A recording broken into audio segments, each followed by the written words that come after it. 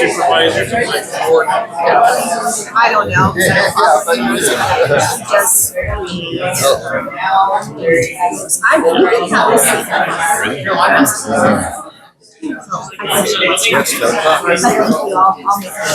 Good morning, everyone. Good morning. Morning. It's 10 o'clock, and in the interest of everyone's time, we thought we would get started. I do want to express that Supervisor Travis Lingenfelter, Chairman Lingenfelter, will be here. He's just running approximately 10 minutes late. A few of us encountered some traffic as we drove up here from Kingman this morning, so hopefully it's understandable to you all, but he will definitely be here quite shortly. But before we begin, I would, with our agenda, we have a very robust agenda. We have just an outstanding group of county department heads and elected officials, and I'd first like to begin by allowing everyone to introduce ourselves. So we're joined here and very appreciative to have three of our elected officials, of course, Supervisor Lingenfelter being the fourth on his route. I'd like to open it up and allow Assessor Jeannie Kench. Hello, I'm Jeannie Kench. I'm your Mohave County Assessor. Did you want me to speak or have everybody introduce themselves? Actually, we'll go introduce first and then I'll turn it to you. Can you talk in the microphone? Because a lot of us can't hear. Okay. Thank you. All right. I'm Sue Ann, and we should turn it on probably. Testing. Just like it's not for, it doesn't have speakers, it's just for the phone. Okay. Well, I'm Sue Ann Mello, your Mohave County Treasurer. Good morning, I'm Lydia Henry, your Mohave County Reporter. Scott Holtree, I'm the Development Services Director.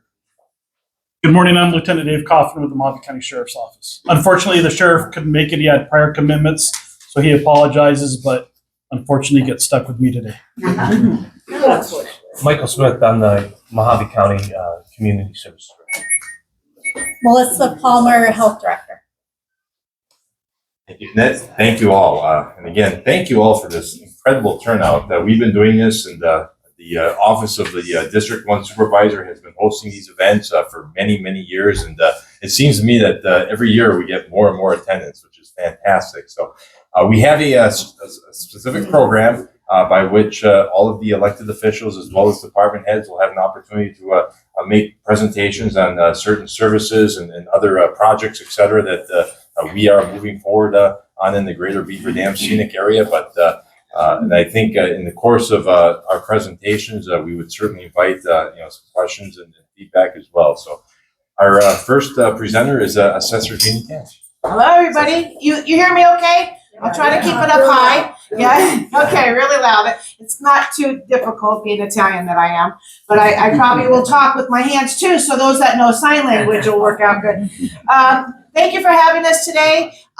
Today is the third day after the deadline for a lot of our programs that I've mentioned to you before. And I wish I could have come here in February so I could have reminded you to do it a little quicker before the deadline. But I'm going to go over them kind of quickly, so then that way, please, if you look at something in my book, and I have plenty of these up here for you, and it talks about all of our programs. If you see something you're interested in, come talk to me about it afterwards. And don't forget, next year at the beginning of the year is when we need to do our applications for these programs. So we have a widowers, and 100% disabled program. That is if you are a widower, or 100% disabled, you could qualify. Everything has a qualifier that I'm going to talk about today. Which means your home can't be worth $1 million and you can't be bringing in $1 million every year. So, it is a qualifier. These programs are for people that don't have a lot of money, and we don't want them to be losing their properties at all. And so it helps a little bit in the tax bill. It doesn't, most of the time, unless you're in a small single wide home, it won't wipe out the entire tax bill.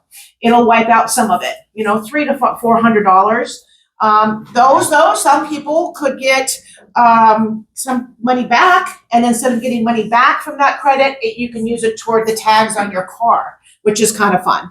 And we have a few people that do that because they live in a small mobile home and they don't have a lot of taxes. It doesn't wipe it all out. I mean, it wipes out the tax bill, but there's still some credit left over. So they come into our office, we give them the certification that they need for ADOT, and then they bring that to ADOT and they get they get some money off their tags, which is really nice. So those are the three. We also have a veterans bill. Now, we worked really hard. The assessors worked really hard for many, many years to get a veterans bill passed. And we did about 3-4 years ago now. It wasn't what we liked. We wanted to give more, but it was something. And what that was, you know how we have 100% disabled? Well, this allowed you to be 50% disabled because we all knew how difficult it was for the VA to give you 100%.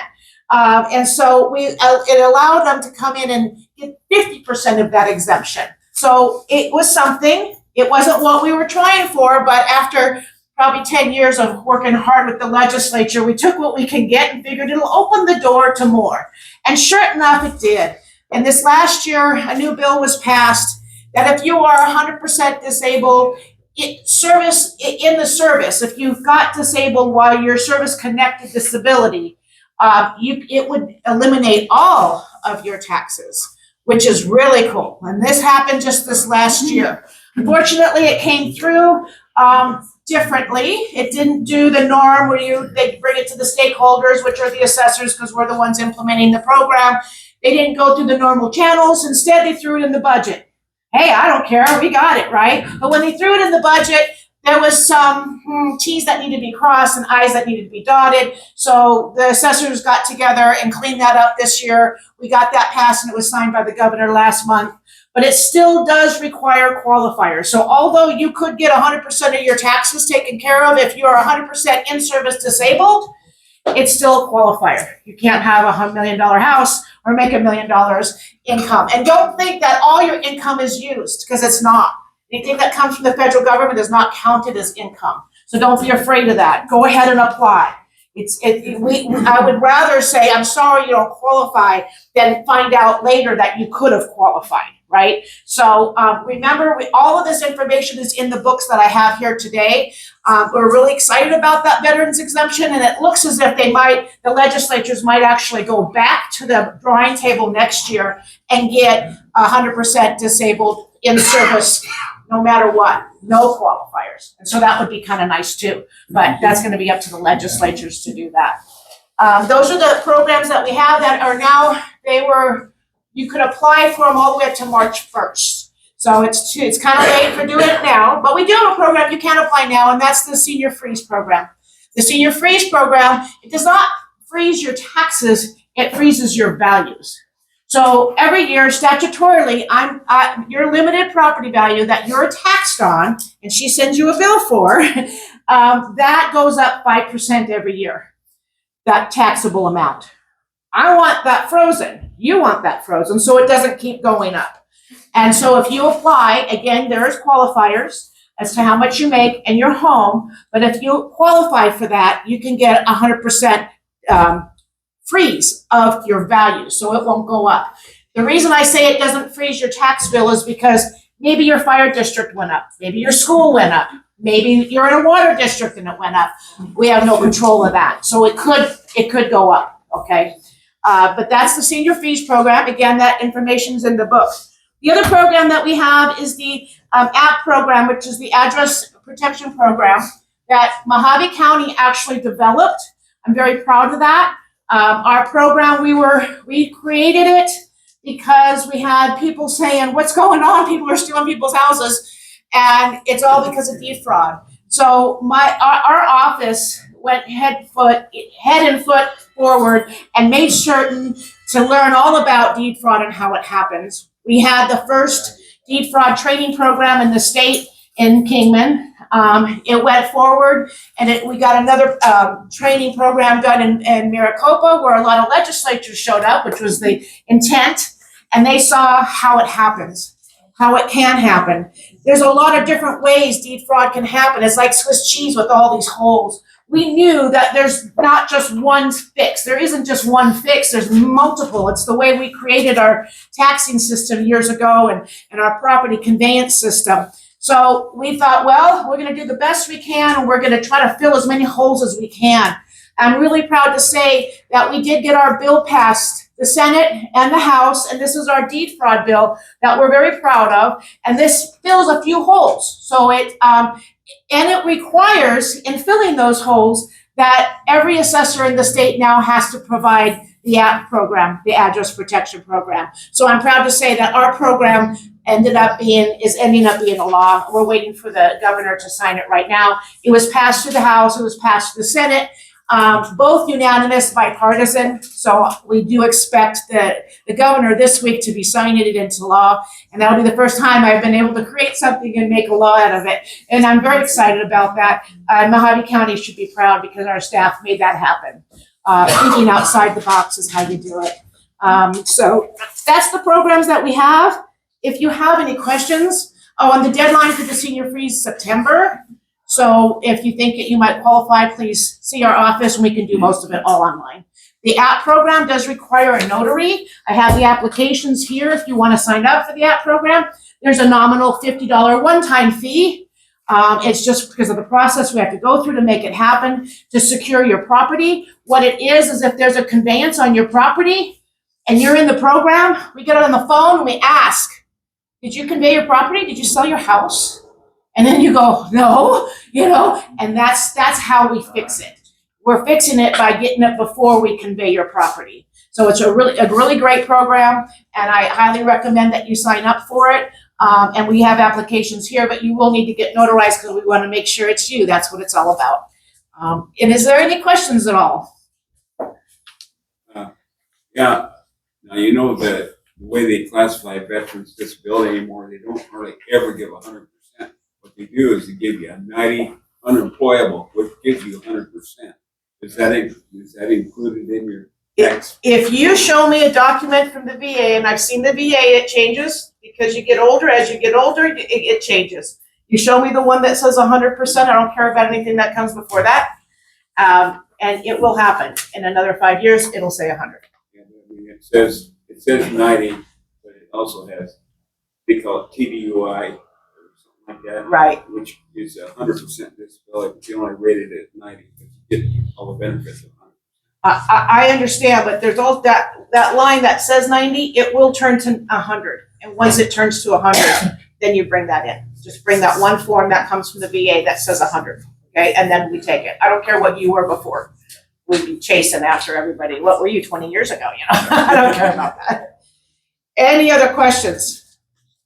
So is everything online that you're speaking of? Because the, it's pretty far Yes, away. information is online. Also have it here, okay? But you can look under the Mohave.gov assessor's office, and we have the forms and everything. But the forms aren't there when you can't apply for them.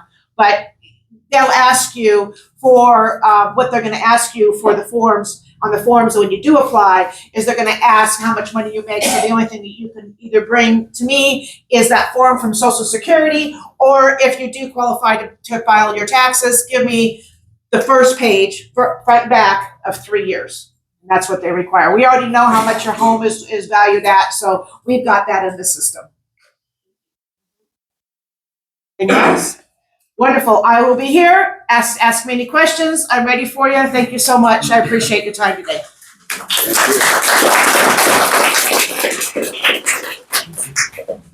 Well, I would be happy to go up next, but I see that our supervisor has arrived. So let me introduce Supervisor Travis Lingenfelter. Keep going.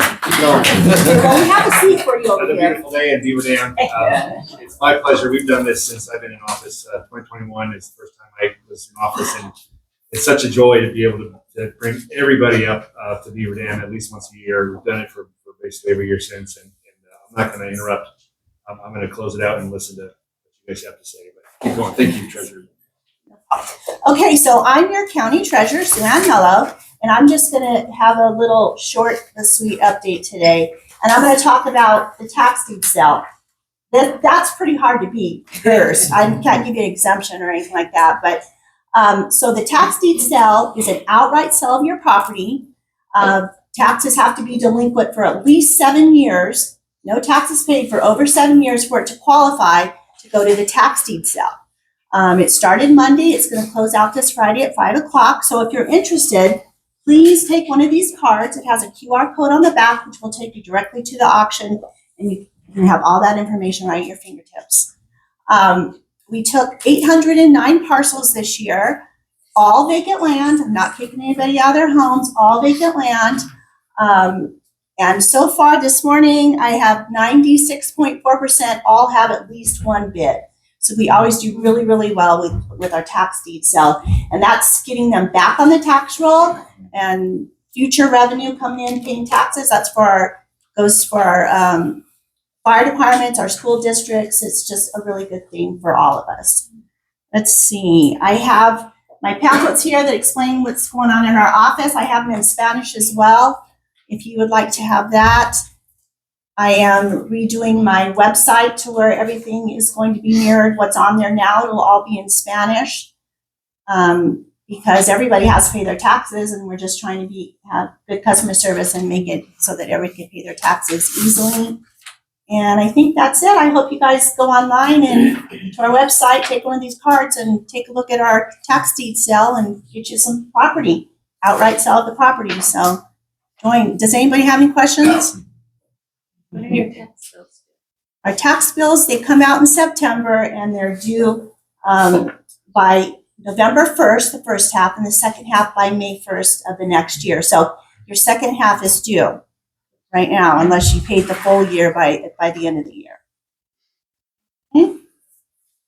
All right, everybody's happy with their tax bill? Okay, well, I will be here and please come and get some information. And thank you so much for letting me serve you as your treasurer.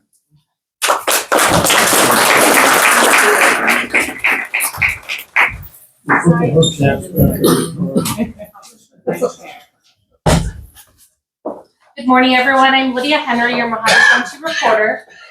So a lot of things, when you record a document, it's public record. It starts in my office. It then goes to the assessor. She transfers it for taxation purposes. And then it goes to the treasurer, and that's how you get your tax bill.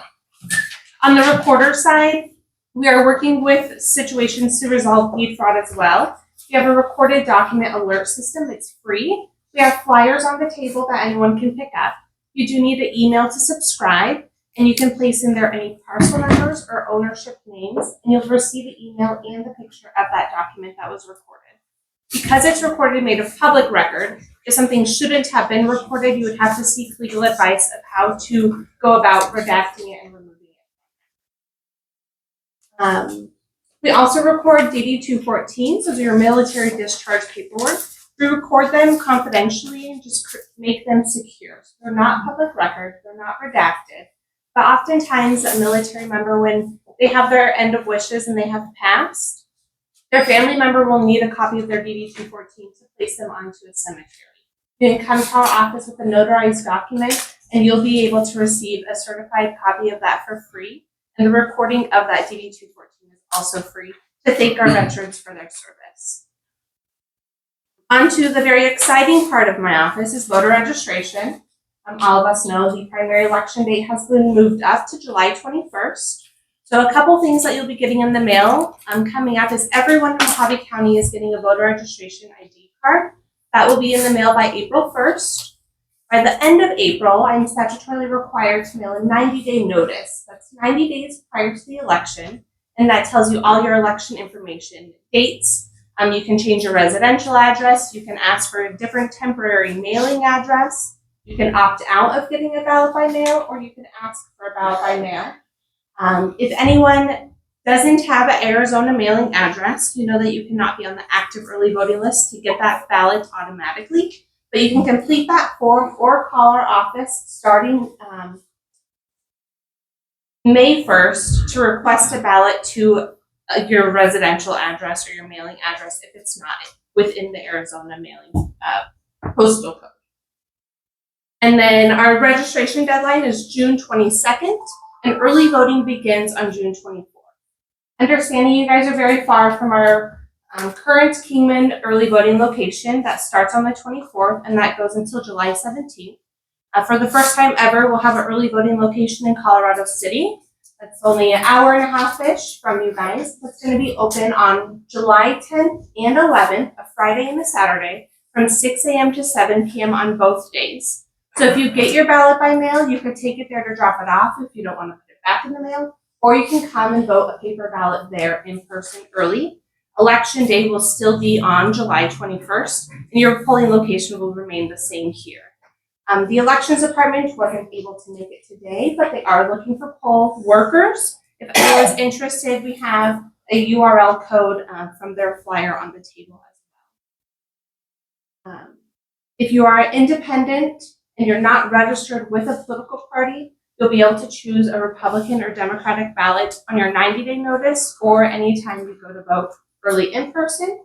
If you're getting a ballot by mail, you'll have to request which party ballot to get prior to that mail date. Make it short, and if anyone has questions, I have many flyers on the table. I'm happy to help you with anything you need. Yes.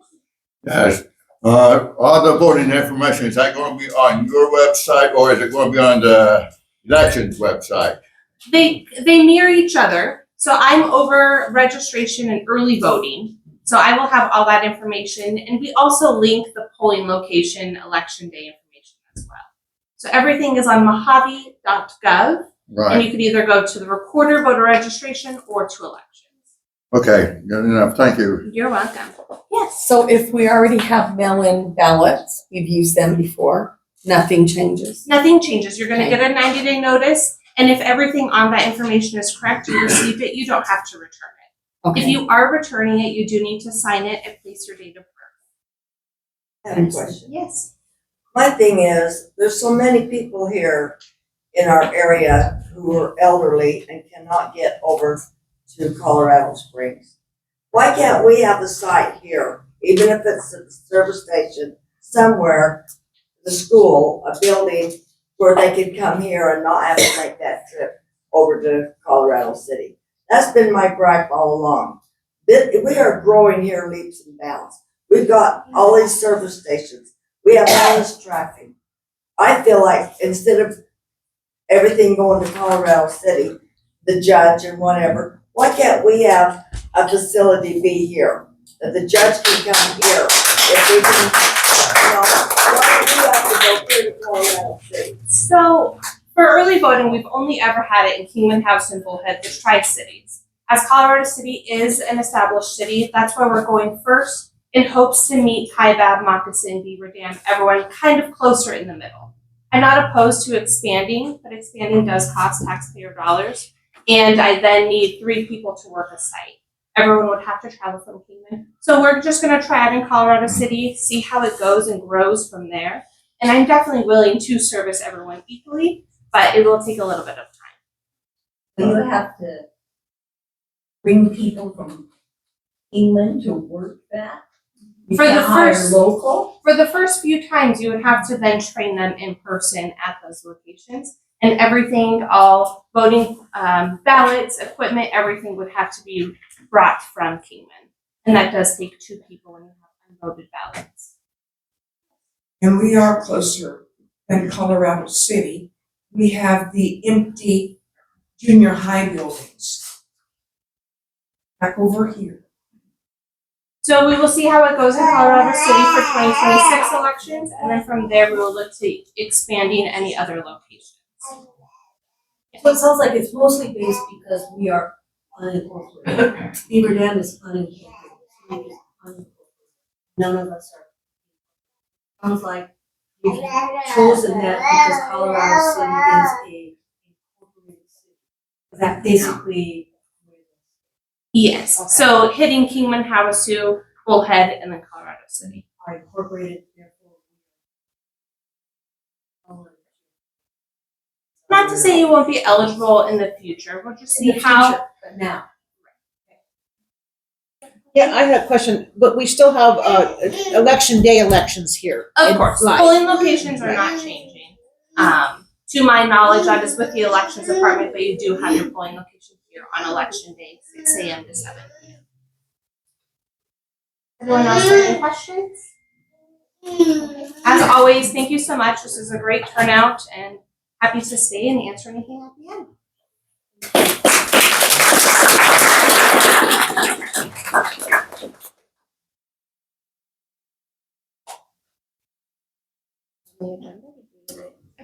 Lieutenant Coffin? You want me to go? Sheriff's Office. Thank you again. Good morning. Again, my name is Lieutenant Dave Coffin, and I want to point out Sergeant Brian Stock that's in charge of patrol in this area. and the Sheriff's Secretary Amanda Lawrence is also with me today. A lot of good things going on. To start with, we are getting ready to move into a new substation in this area.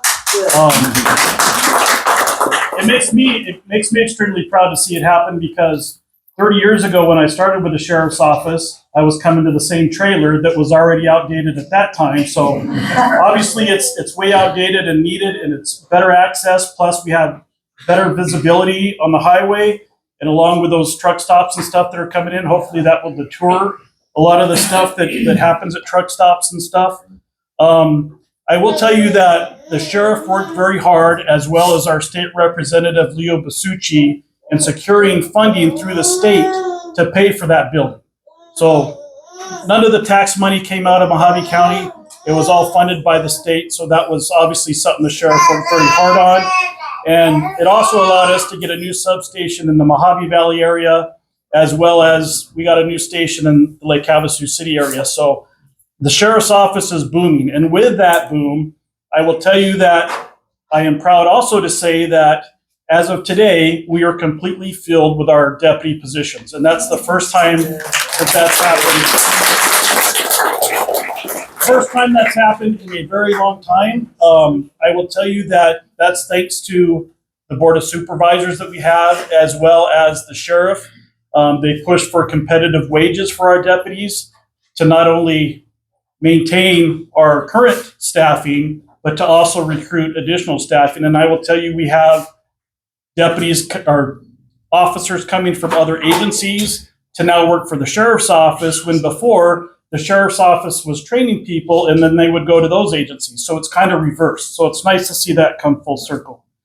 And again, a big thanks to Travis and the board, because they've been a big support for that to happen. And I'm just going to keep going with good news. It's also the lowest crime area in our county right here. And I think that speaks volume of each and every one of you and your neighbors. You guys are phenomenal down in this area. We were worried about the truck stops and stuff that were coming in.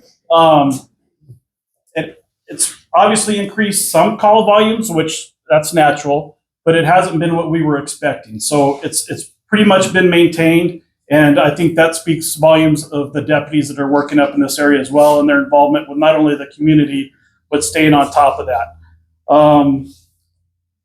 Our detective bureau, I'll talk a little bit about that, because we've partnered with the drug traffickers that come through our state and our cities. And by that, I mean, we have taken our money that was seized by our magnet narcotics officers, and we have built a high-tech, state-of-the-art crime lab that we use for intercepting predators that are seeking out children. And with that, we spent $50,000 on programs, computers, and devices to use to identify these predators. And within the first year, we have been able to arrest 19 child sex crime predators within Mohave County.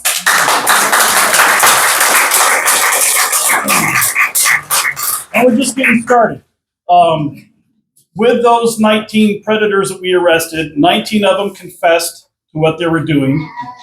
And we had evidence of child sexual abuse materials that was recovered in multiple search warrants of their homes and devices. We also did a proactive sting in the Bullhead City area a couple weeks ago, where there was officers that posed as underage children. And during that detail, within a 24-hour period, we arrested 9 child predators that were going to meet tender age children to have sex with them. So it's going on in our county, and we're actively and aggressively addressing it, but we are moving forward with that. There's a lot of scams going on right now, which most of you are probably aware of. It used to be all about your car insurance expiring. Those have gone way and far beyond these days, and they're targeting most of the senior citizens in our communities, which I don't see very many in here, but just be cautious. I just want to say that, because the hard part about that is it's occurring in another country. So it's hard for us to be able to identify and arrest these guys, but we've had people that have given in to at least starting at like $500, and we've had one lady that on 2 occasions bought $100,000 worth of gold and left it on her doorstep for them to pick up. So you guys have to please be vigilant and be careful with that. There's a lot of it going on, and I mean, and with AI going on too, they're disguising voices now to where before you could tell what country they were from. Now it's a little more difficult to identify them as from another country. So just be cautious of that, because there is a lot of it going on in all kinds of different realms of how they're doing it. They're doing it with Bitcoin. They're doing it with gold.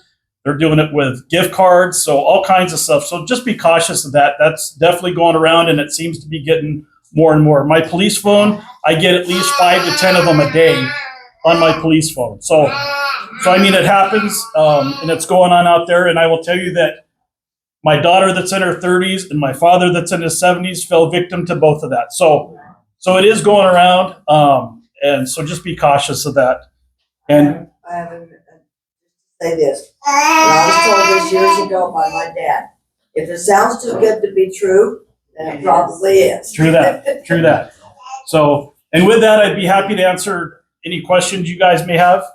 I have crime radar on my cell phone, and it comes up a whole lot, Kingman, but I've seen the highway patrol, I've seen our officers going up on the Jones Flat, and I go to my crime radar. It gives you what dispatch has to say, and we have nothing for this area. I check it for what's going on the freeway. Nothing comes up except for in Kingman or Washington City, Colorado City. Nothing for here. And I'm not sure how that works, but I will tell you this. Our units are dispatched by computer. So basically our dispatcher will tell the officer to respond to call 57. So there's no information given out. And the thing I like about that is if you call about your neighbor having a loud party and stuff, that information isn't given over the radio. The officer reads it on his computer screen. So I'm not sure how the crime radar thing you're talking about works.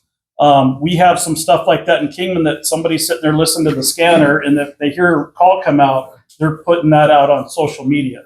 So I'm not sure how your device works or what's behind that one, but I will tell you a lot of the stuff that we do doesn't come over the radio, and it's all computer dispatch. So, sir. I have 2 questions. One, where is this new building located? I'm sorry, I apologize for that. It's on Fleet Street, just north of the Pilot. It's kind of that octagon, oblong building, the 2-story one. Yeah. Okay. Yeah. My second question is, can I get the phone number of that lady who left the gold on the front? Yeah. To answer your question too, ma'am, we're hoping to be moved in by May-ish. So I'm sure that we will have some kind of grand opening and give you folks an opportunity to tour the building. Yes, sir. How many sheriffs do we have working at a time here? Brian, you want to answer that? Your schedule? Per shift. How many is on call or on duty? Usually 1, sometimes 2. Okay, when there's 1, you pick up a criminal, where does he go? Colorado City. Options we give in this area, so that the cat out of the bag. We have, I'll call, I don't know, Dynamics, where I work for it, we have options in this area. So some people don't think someone was arrested. An arrest can be on paper. So if someone's cooperative, we don't think they need to go to jail necessarily. You know, some people like to see people go to jail, just because they got a ticket, that's still an arrest, it's not go to court. So if they're behaving, the situation dictates. But I'm, as you mentioned, out of this area. So to use our officers' time wisely, my officers are instructed when possible to site release. Don't arrest the site release. But if they do take one to Colorado City, then we have nobody here. We don't take them to Colorado City. If we arrest someone, we Purgatory and Hurricane, and then Mesquite, we're trying to get reopened to Mesquite as well. We have 6 deputies in the area and 2 jailers. We have 2 full-time jailers. So if someone needs to be transported, it doesn't take an officer out of the area, it takes a jailer out of the area. Okay. So I pull into the scene, and if someone really wants to misbehave, then we give them a ride straight to Kingman and then find a way back. So we have levels of enforcement. And just to kind of touch on that too, sir, just so you're aware, too, sir, the agencies in this area, be it DPS, BLM, any law enforcement agency in this area, they all work well together. We're constantly helping DPS with crashes on I-15. They're constantly helping us with domestic. So the law enforcement group up here, although we don't work for the same agency, they work together. And they've got a very strong bond. Yes, ma'am. Sorry. You're good. When you mentioned you had 6 in this area, does that area include Colorado City down through this area? Covers everything north of the Grand Canyon. All right, that's what I want, because I'm right And I would here. add, we get asked a lot, like, you have more officers per capita than the national average. It just so happens. We've got a lot of miles. It just so happens we have a lot of miles, right? That's- They don't base it on miles, they base it on population, unfortunately, and we have probably double the officers per capita. But the geography does complicate things, which we try to work around, and I can tell you, if I have one officer on, that officer is told to be in the Beaver Dam area, because that's where our primary amount of our calls come from. If timing doesn't work out, and that officer happens to have gone to Colorado City, or even all the way to Mox, or even almost then if it's a priority call, if it's not a priority call, we try to handle it by phone, or try to at least acknowledge that we acknowledge your call coming in, and say, hey, we'll respond later, or it's the next day, or if it's not. A lot of things calls are, not every call we get is 911.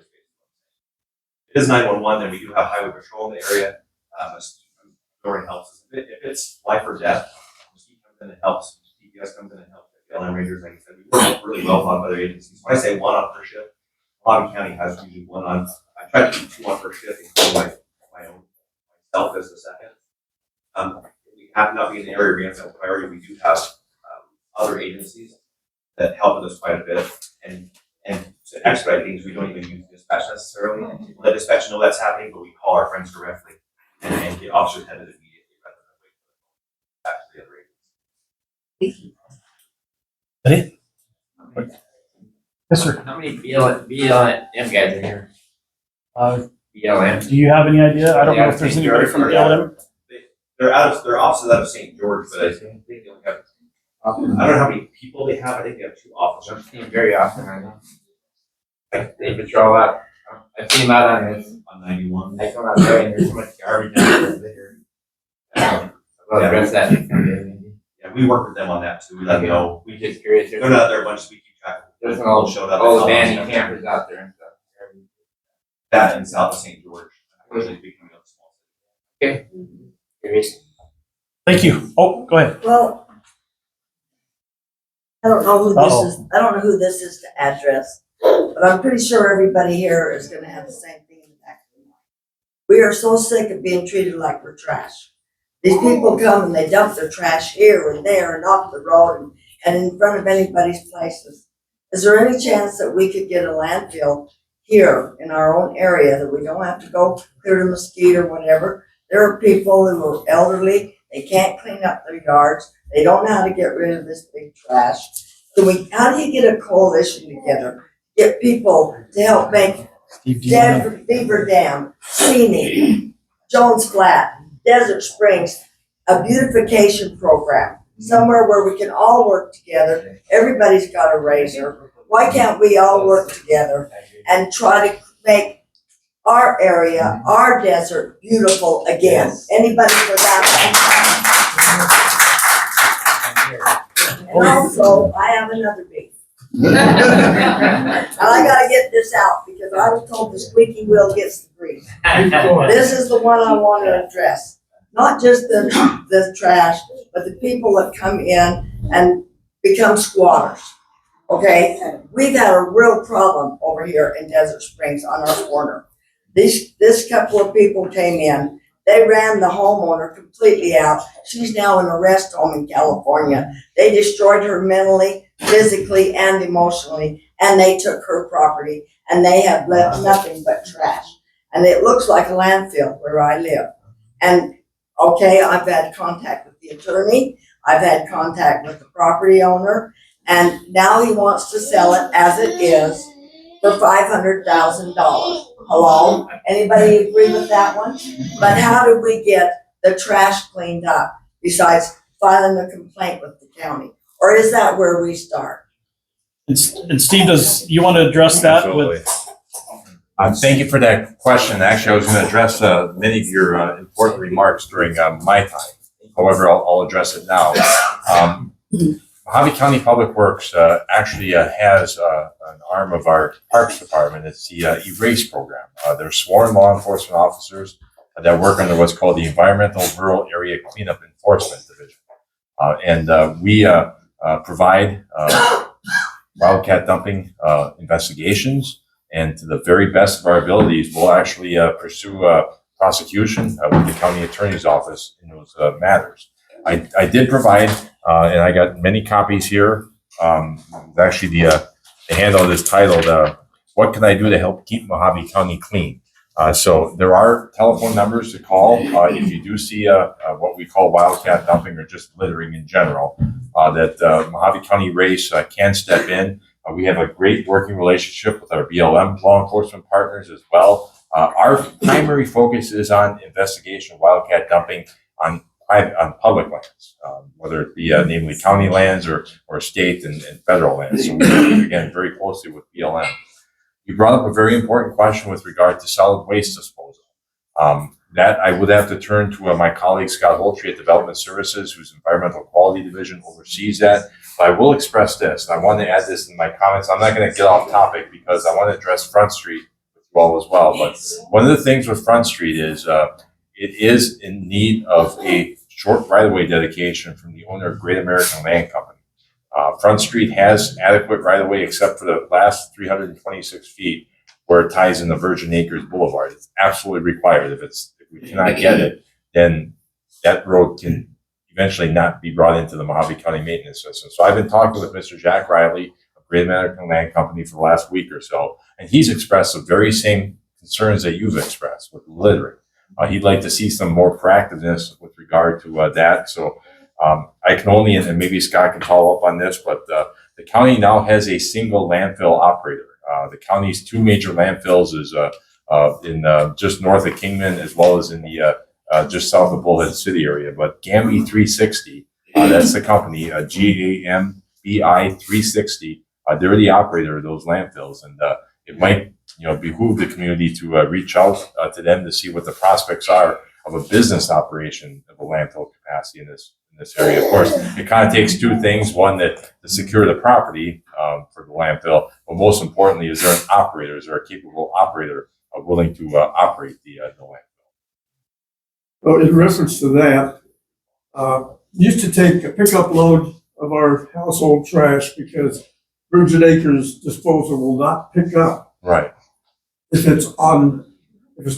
it's on a paved road. So we have to have containers or do what we have to do. Mesquite owns the dump, the landfill. Virgin Acres controls it. They lease it, but Mesquite sets the rates. So when we would be up there with a pickup load of household trash, all bagged in a pickup, they would weigh it, and we get charged accordingly. Right. It was like $4.50. Yeah, I think it's about $4. They changed that. The city of Mesquite now has gone by cubic yards, the same way they measure it for Virgin Valley disposals trucks. Now you go up, they measure your bed, they don't weigh you, save household trash. It's now like $17.50. We get nicked because we don't live in Savannah. But we had a dump here at one time, and I think we're entitled to have a dump where people can get rid of this trash because, like she says, people out here in the desert, well, by Jones Flats, you go off of one of those little dirt roads. If there's a crevice, there's trash. Refrigerator, stoves. It's a mess. I will also express that through the Erase division, and again, we have a contact list here. We might be able to make some arrangements just on it's an infrequent basis, but we could provide an opportunity perhaps to provide a roll-off to Virgin River just on a one-time fee. Because I have neighbors, they got, get on their side by side. And the access going up to Jones Flats, which you guys really helped us out with. Virgin Acres Boulevard. My neighbor goes over there, and she cleans that up, both sides of the road, once a week. But in 24 hours, but the little beer bottles are back and the trash, I mean, it's just, one neighbor put up a little sign, no dumping.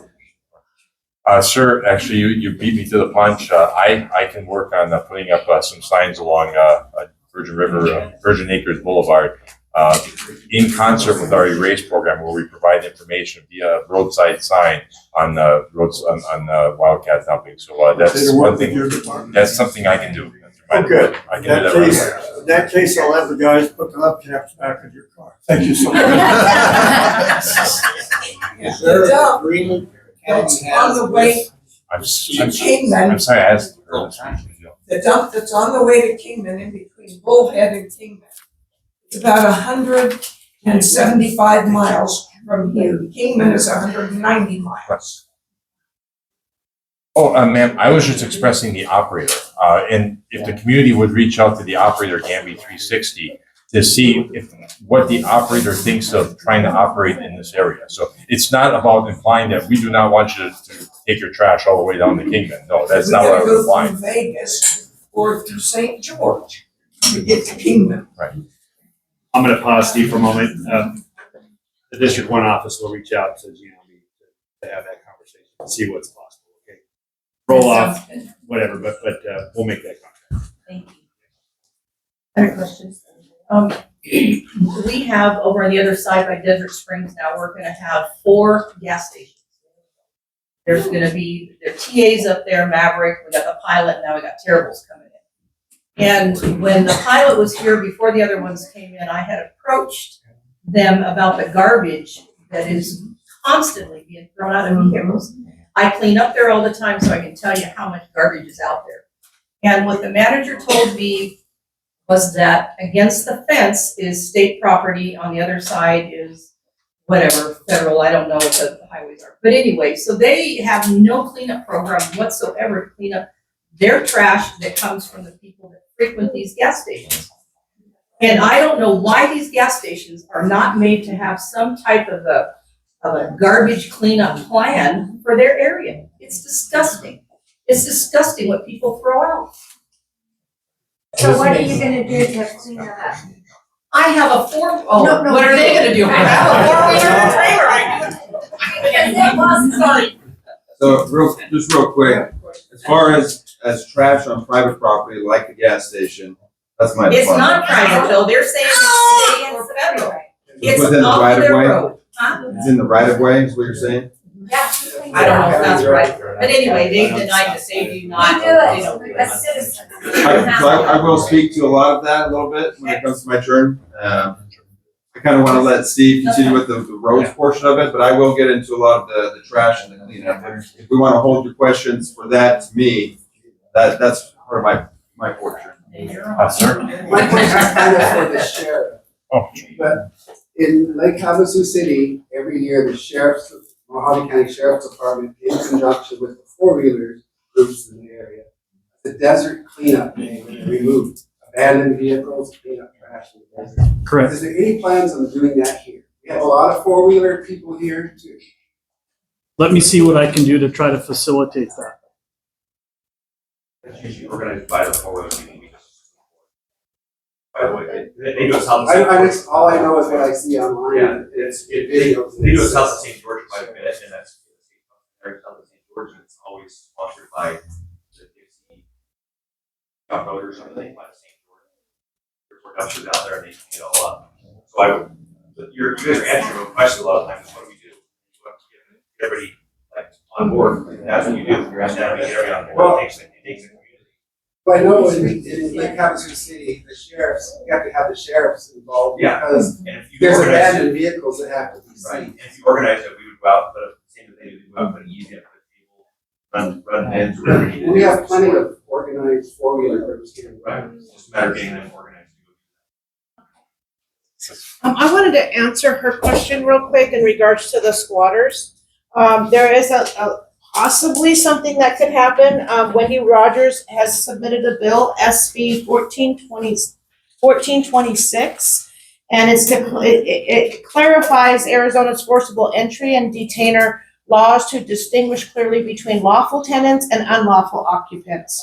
And the bill creates a faster, more direct process for property owners to regain possession when someone has entered or remains on property without legal right. So she's working on it. It's really rare to see a bill go through and the first year actually happen. I'm really glad she dropped this bill, because even if it doesn't get through this year, I'm gonna get on board, as well as other people will get on board to get it done next year. But I wanted to let you know that there's some hope, right? All right, I'm sorry if I'm the town crier, but I have put up I'm gonna tell you what happened over here in Desert Springs, on Desert Springs Drive, right on the corner, not a block from the exit. These people moved in. She was a widow lady. She wanted somebody to just help her a little bit, hang a light, do something. Well, a fellow over here said, I know somebody who can come and help you. And he said, this guy come up from Mohave County, name was Rick. Well, he helped her. Pretty soon he said, well, I've got a friend. They can come and they would paint your house. Well, maybe that'll be okay, she thought. What she didn't realize is that she had invited these people on her property. Once you invite them, then it's just like trying to take a bulldozer to get them off. She couldn't get them off. I worked with her family in California and an attorney out of Mesa 3.5 years, because we were constantly told we have to go through the civil court. We went to court 4 times, a humongous amount of money to get these people off there. Oh yes, we finally got them off. That we finally was awarded on the 6th of January. They had 45 days to clean up their mess. Of course, they didn't return, and the mess is still there. What makes me mad is that there was a bill that was put in place and went to the legislature and was supposed to be passed. And guess who vetoed it? Our good old Governor Hobbs, because she said, well, squatters have rights too. Now, they never paid her a dime in 3.5 years. They never paid a cent on taxes. You tell me why they have rights. I say Governor Hobbs has got to go, and we better get somebody in there that's going to go and help. We, the people, we need to come back. Thank you. And I still have another beat, but we'll get to it. I address the water fee real quick. Been a deputy for 20 years, been here for 10. We've had one incident in 10 years of a legitimate squatter. One. Another corner you're talking about very, very well, because I worked with that lady. It was a simple thing. It would have taken a week. And I can't walk her through the process. She has to do that herself. We worked for years, taking calls on the house, trying to get her to evict those people. Or we could order a petition or we throw off the property. There were much simpler, much cheaper ways to do it. Should have been, it wasn't. It's a delicate line block, but you are a victim of your own kindness. Yes, she was. Every time we go to a call, You we know go, what's I'm just trying to sad? come out. These people are not down on their luck they're down on their luck for a reason. We've all had life kick us in the teeth. The difference is we take care of ourselves afterwards. Yeah, If they're being hand over hand out, you move onto your property, we are tied. I have to enforce the law with them, just like with you. If I show up and show up and paint or inherit, that's rent. Like if they're to the property legally, they're not squatting. They're participating and helping improve the property. There's nothing we can do. There are numerous ways to get rid of it, so we can't. I just want to keep it on the squatter route. There's not squatters in the area. We had one legitimate guy tried to squat and he tried to throw it. We kept him off other properties and he's now The problem was this woman was a widow and she was timid. They intimidated her and she went back. Her daughter came and got her, took her to California. She didn't dare tell them. I'm saying for years though, we worked there part of the eviction process, trying to get over the eviction. But they had done this before in Logan. And the family knew that as well. It wasn't a case of squatting and like it wasn't. We can only advise and encourage. We can't use everyone have. And we have to eventually step in. Hard to do it themselves. Yeah, I know the process. It's just that why did it have to take so long? And it should have. You should have taken a week, but it wouldn't. Sir, is your question to Steve or what's your question pertaining to? Yeah. Road, for us. Yeah. My question is getting to Desert Springs. As we have the new, I live in Anderson Lane, by the pilot station. And we know that the pilot station kind of snuck in, they kind of burned the county pretty good. Bringing that in years ago. The question is that Farm Road and now even on Fleet Street on the other side, both those roads need to be repaired or fixed to a standard that will handle the traffic of the 18-wheelers. You are sending your only county person that maintains the roads here has to patch that road at least once a month. And the patch doesn't even hold. He was here 2 weeks ago, and I drive under the freeway to make my left turn, and that road is all tore up again already. The patch is gone, potholes are there. The trucks continue to tear up the road. That asphalt was designed for 18-wheelers, and you got the TA truck stop, put a whole new Rincon road in, and fixed roads up on Jones Flat. We need that. That is a county maintained road between the county and the state. That road needs to be repaired properly because I ride my Harley across it. It's a death trap. And I have a question. We have a yield sign to a T crossing. So people that are coming under the bridge don't even slow down. They have the yield and they don't pay attention and they don't look to the left. And if I'm coming from the other side, I've almost gotten hit 2 or 3 times with people coming through there at 20 miles an hour, not even slowing down. So why did it change? When they first put it in, when they redid and built that tunnel, they put a stop sign in. Then a month or so later, somebody decided to make it a yield sign. Why? Even I asked DOT and they said they don't understand because a truck has to stop to be able to make the right turn to go to the pilot station. So why did they make it a yield sign? And I consider that a danger as a resident there. I do. Stop signs over here to people knocking down. Yeah, but at least they're stopping. The problem I have is that I go to make a right, I was going to go straight through to get on the freeway, and I stopped at my stop sign. I started to go in, and the car comes through under the tunnel. They can't see that far. They don't see where the stop sign is. They come through and they almost hit me. Right. So, and it's not the first time. So I would like to ask Nathan, try and find out if we can get that changed back to a stop sign and enforce it. I know that the sheriff's department was enforcing it when it was a stop sign. And number 2, we need that road repaired properly, even if it has to be cement. Because those trucks turning are just tearing up that asphalt. You know, I wanna throw some into what he's saying. It doesn't make any difference if you have a yield sign there.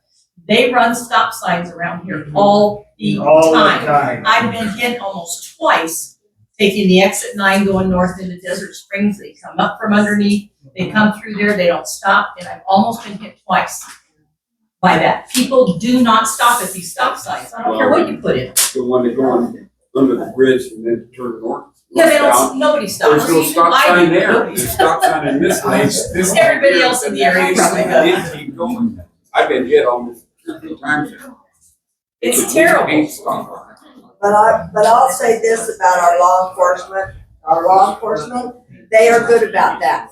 They will sit there on the corner and they'll wait for people to run that yield. And I know because one time I was late for church. And I got a ticket. So I'm gonna say kudos to you guys. You are doing your job. We just need to remind people they need to obey our signs. If it's a stop or a yield, they still need to obey it. No matter how late you are to church. No matter how much. I'll let Steve finish his what he wants to share.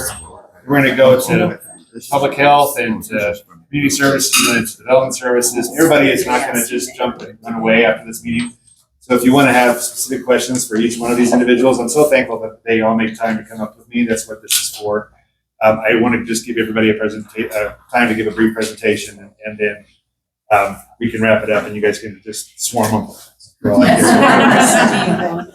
thank you, Supervisor. And again, Steve Lukoski, Mohave County Public Works.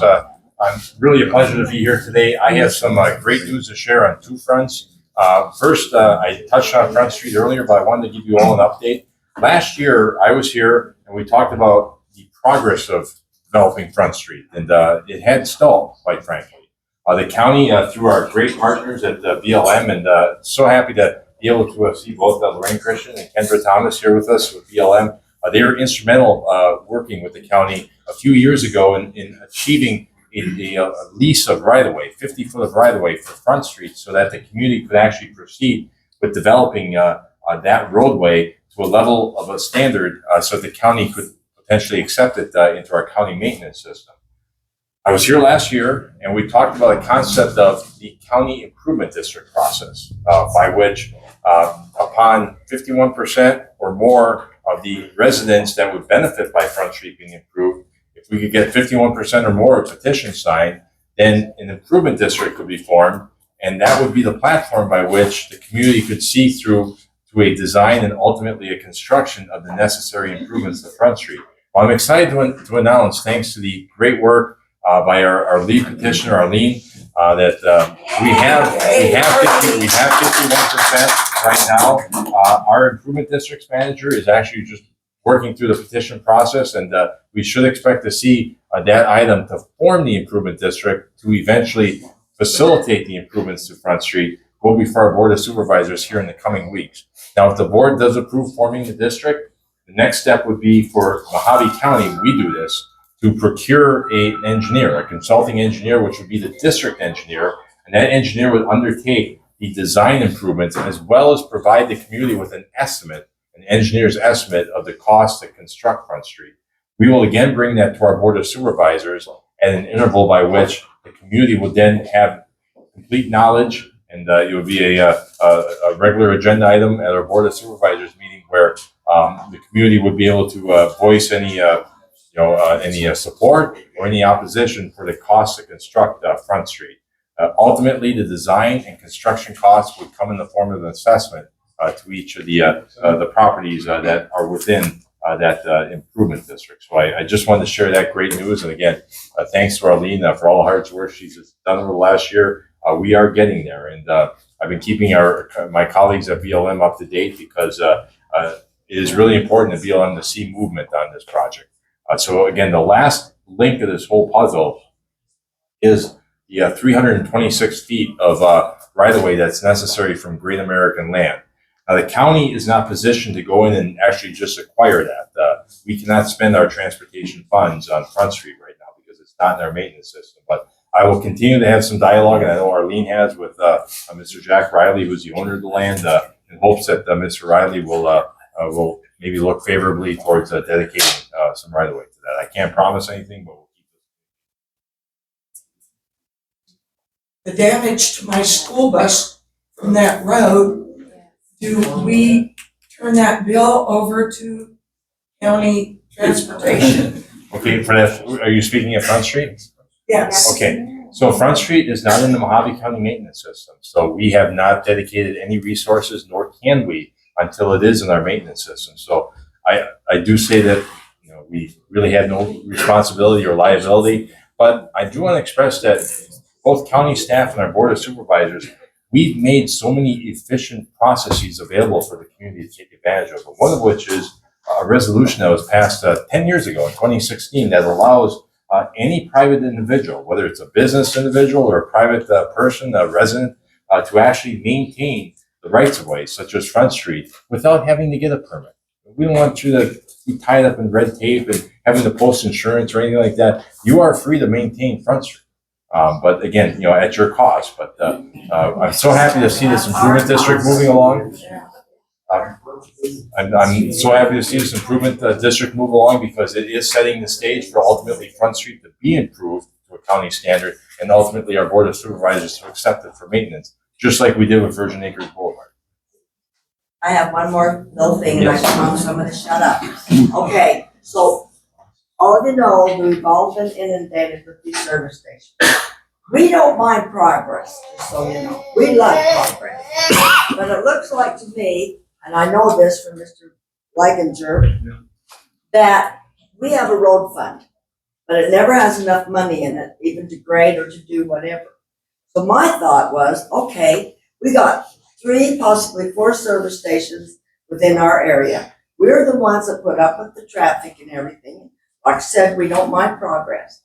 What if there could be a tax on a gallon of gas, 1 penny, maybe 2 cents from each one of those stations, that money would be designated only to go into our road fund. It's already looked at. No, but here, but, okay, and I know we've all had the gas crunch, but I think it's gonna come down. But think what it would do for this road fund. All of you we could get paved roads, you know? But it would generate a lot of funds eventually, even though nobody wants to have taxes. Nobody wants to pay an extra. I would pay an extra 2 cents a gallon. It's already on there. It's already there. It's already there. We just don't get it. Why is it not going into the road fund? Okay? It's a very intelligent suggestion, it really is. The one benefit of the service stations being in Mohave County is that they are now selling fuel to passersby. I don't care where they're from, New York, Pennsylvania, right here in Arizona. When they pay that state fuel tax, those monies are now going into the state highway transportation user fund. And the more of those fuel that's purchased in Mohave County, the more we get back as Mohave County in transportation revenue. So that's the question. We were told, I don't know if I was at the meeting, but I heard a few years ago, the problem that we have maintaining our roads is we don't have any tax base. Well, we now have tax base. I would like to see that fund spent here. And I would like to see, I love the idea of Front Street, but there are many streets that should be county maintained streets that take you to, I understand that maybe not every neighborhood street can be taken care of, but there should be some main streets that are taken to the main residential areas that are maintained. I think Scenic seems to have some of those. At least they seem to be pretty. So we need to work on, how do we work on getting those streets here? That's a great question. And I'll tell you, the Scenic example is an outstanding one. So Scenic actually established a master improvement district in about the year late 1990s to around 2000. It included construction of the Frainer Bridge on Scenic Boulevard, very high dollar infrastructure. But the community themselves actually took on the expense of building those roads to county standards, and then transferred them over to Mohave County for maintenance. So the key is actually bringing the roadways up to a standard that the county can accept. So we do process it. We actually have petition processes for that. It doesn't have to be an improvement district. It actually just can be the improvement of a specific road segment, as long as it ties to either Highway 91 or another county maintained road. So that's a question that, in a subdivision that I'm in, it has a community plan that once those roads are in, they will be maintained. I feel like that community is complete, and I don't feel like the county is roads. How do we get that? Because that's a document that is recorded with the county. So how do we get the county to then take on what is recorded that they are gonna do? Right. How do we get them to do that? Is that a specific subdivision you're referring to? Yeah, it's the Virgin Acres. The main Rossi documents, Ranch area. you know, that main document, it says that at this point, and I can't tell you exactly what that point is, they will take over the maintenance of the roads, the county will. So I want to know how we get the county to fulfill that's already in there. Yeah, we can certainly look at that. In the case of modern subdivisions, when the modern subdivisions are developed in Mohave County, it is a practice by which once a subdivision completes those roads or streets to a county standard, that they are then brought into the county maintenance system as part of that development. We can look into that. Yes. Just a quick question. We live on Desert Springs Road, and when the road gets rough, we call, they bring a grader in, they've been really great about doing that. The problem with that is that it's so dry here. You know, so we have this mound of dust that comes up. Is there any type of dust abatement program We don't have a specific dust abatement program, but we do try to use a water truck when we can. We've never had a water truck up the road, and it is horrendous. I mean, if there were really seriously people with lung issues,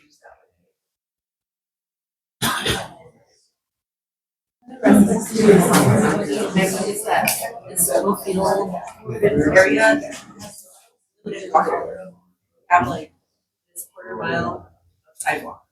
Is there a way we can work The Right, the question is with regard to requesting sidewalks. The way that the right of way is laid out, we really don't have a program by which to construct the sidewalks, but we have taken advantage when we can of certain federal funds that may become available that are specifically designated for walkways or pathways in that regard. And we can keep looking at Health parks for recreation. Yeah. that. Right. Or like a recreation center. Right. Mohave County does operate a public works, a parks division. Generally, what we have relied on is any park type development, even if it's a small community park, will be kind of more self-sustaining in that regard. So it generally is a public effort by which land is made available and maybe presented to the county in terms of proposal for the county to consider taking the actual deed title of the property. But the key thing would be revenue component. What would be the mechanism by which the county can I didn't need this. I would like to hear what's going on. Oh, We need two separate meetings. right. after we acquire land and as a public. Generally, that just comes about as a private individual wishing to make it okay. Over here by the Scenic Court. That's something you might want to take a peek at. Sure. The land's already there. Okay. Because if the land's already there, I think probably important about a small park. That's a good question. So Mohave County Parks currently is funded entirely of fees that we obtain through our regional parks. One is Davis Camp and the other one is Baldheim Mountain Park. Again, it's that revenue component that we did. Certainly, these are all good things. I believe there's land that's Okay. already there. Perfect. I know a lot of kids in the community. I think there's some land. Thank you. I Just 30 more seconds. I got a great announcement. I've been holding on to this for forever now.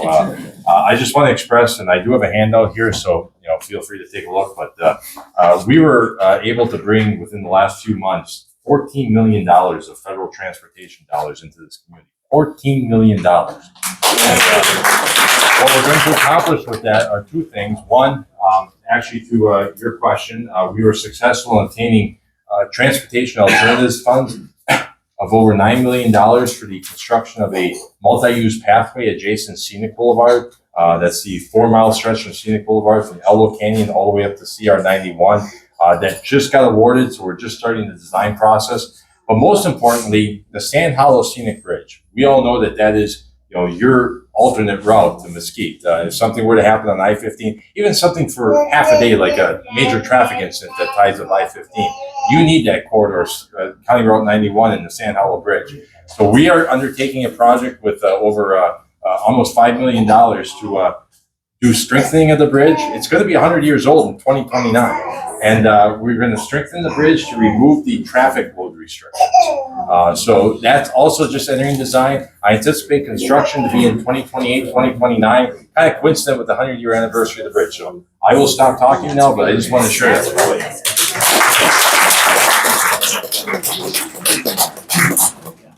you. Scott, you're up. All right, I'm Scott Holter. I'm the Development Services Director. We have, in Development Services, there's several divisions that we oversee. One is building, permitting, planning and zoning, code enforcement, environmental quality, and flood control. So we got quite a bit going on at Development Services. I do want to highlight just a few things, and then I want to get into some of the questions that we had before about the trash, and I think I have some answers for you. First thing is we recently went through a software change. Previously, our permitting was on a system called Excella. We are now on SmartGov. This permitting change has brought a lot of benefits to our division, especially for individuals that are more remote. It is a lot more easy to apply for a permit online. I do have handouts on exactly how you apply online. It is fairly simple, but we also have very trained staff that can walk you through the system. So if you give us a call and you want to apply for a permit or a building permit, a grading permit, septic permit, whatever it might be, we can walk you through that process, and you don't have to bring your plans to our office or to our individuals that come and visit on a monthly basis. We still will have our staff here on a monthly basis. I do have our schedule that lays out every time that they are here.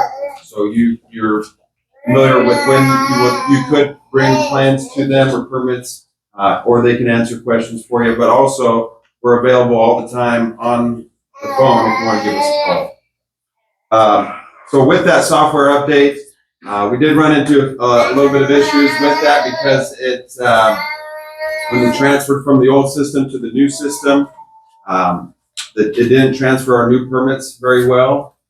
And it took us a little bit to get through those permits, but now that we are through those permits, everything that is coming in at this time has been very smooth.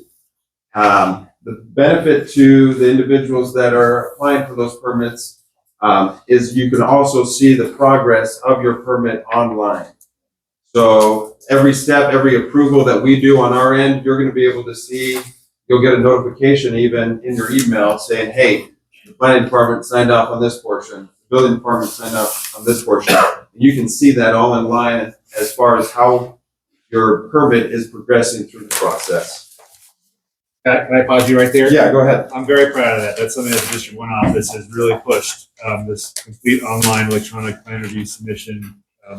Before we pushed that, we're building something up here, you had to spend like $1,000 on plans. You had to send it to the county, PO Box 7000, went to this big mailbox, and then it gets sorted by somebody. Then that person takes it over physically to the Development Services Department, and then it gets sorted, and then it gets onto somebody's desk. And this is way better. This is efficient. And then on top of that, and married to that, can you talk about the review times and the shot clock policy that we just Absolutely. More recently, we just implemented shot clock policies. One benefit as well with this software is it tracks the time that we have the permit. So every time that we have the permit in our hands, a clock is started, and we have to be accountable for how long we have that permit in our hands. The board of supervisors, along with staff, created a shot clock policy. Essentially, the staff has a certain amount of days for residential permits. We'll have 10 administrative days to make sure it's complete. It usually doesn't take 10 administrative days. It takes a day or two to make sure your application is complete. Then we have 10 business days to get the review done. And that's including all the reviews within planning and zoning, building, environmental quality, flood control. They all have to get that review done within those 10 business days. Right now, we're sitting at about 5 days. That's on completed plans, right? That's yeah. That's with the assumption that you have everything. So that first part is we make sure your plans are complete. We have 10 days to review that. Usually we're getting that done in 1 day. And then once we figure that out, we send it out for review. We've been reviewing them within about 5 days. And we're getting them back out to the applicant saying, hey, you need to correct this, or hey, it's approved, right? You'll be able to see that right online. On the website, you can go in and check the status of your permit anytime that you want to look at it. But yeah, that shot clock has helped residents and the applicants to know, hey, the county is working hard to get their permits done, and we have a certain time frame to be able to do that, as well as it puts a little pressure on staff too, my staff, to get that done as well. So it's been really good. To kind of get it, so just if you want to apply for a permit online, I do have handouts describing exactly how you do that. If you don't like the handout, give us a call. We'll walk you through the process on how to do it. Or we still have our staff that will be here as well. Move on to probably the biggest thing with development services in this area is code enforcement. I've heard several comments or questions about code enforcement, especially trash. Trash is something that would be under the purview of the code enforcement team when it is on private property. We do have several cases in this area on code enforcement. I just want to take a step back. Code enforcement a few years ago did not have the teeth that it does have now.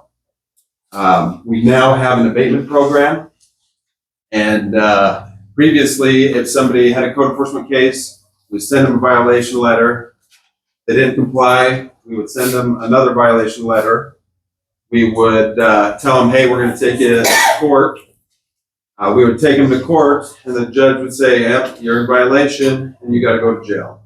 And nothing happens to the case, right? The yard is still a mess. There's still cars everywhere. So it didn't really solve the problems. They would get out of jail and would be in the same spot, and we'd have to redo the case again. We do have abatement funds now. Those abatement funds have been a huge benefit to the county. We actually have an abatement going on this next week in the Virgin Acres area. And we have probably 20 or so cars, trash. It's all even going down into the Virgin River. My team is here this next week, and along with the contracted abatement removal team, and they're going to be working all through next week to get that abated. The property owner that is in violation will then receive a lien on their property for that abatement. So I want to let you know that, so my team is actually going to be here next week as well. They're going to be reviewing other cases that have been reported to us.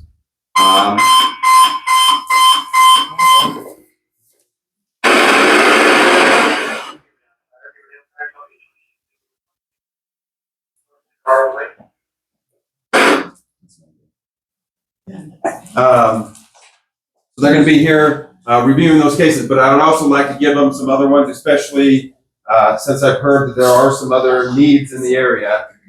After this meeting, or after we're done speaking as a group, please come to me individually. I have my notepad, and let me know exactly the locations that you have that are problems, and I will have my team go and inspect those. Like I said, we do have a lot more teeth.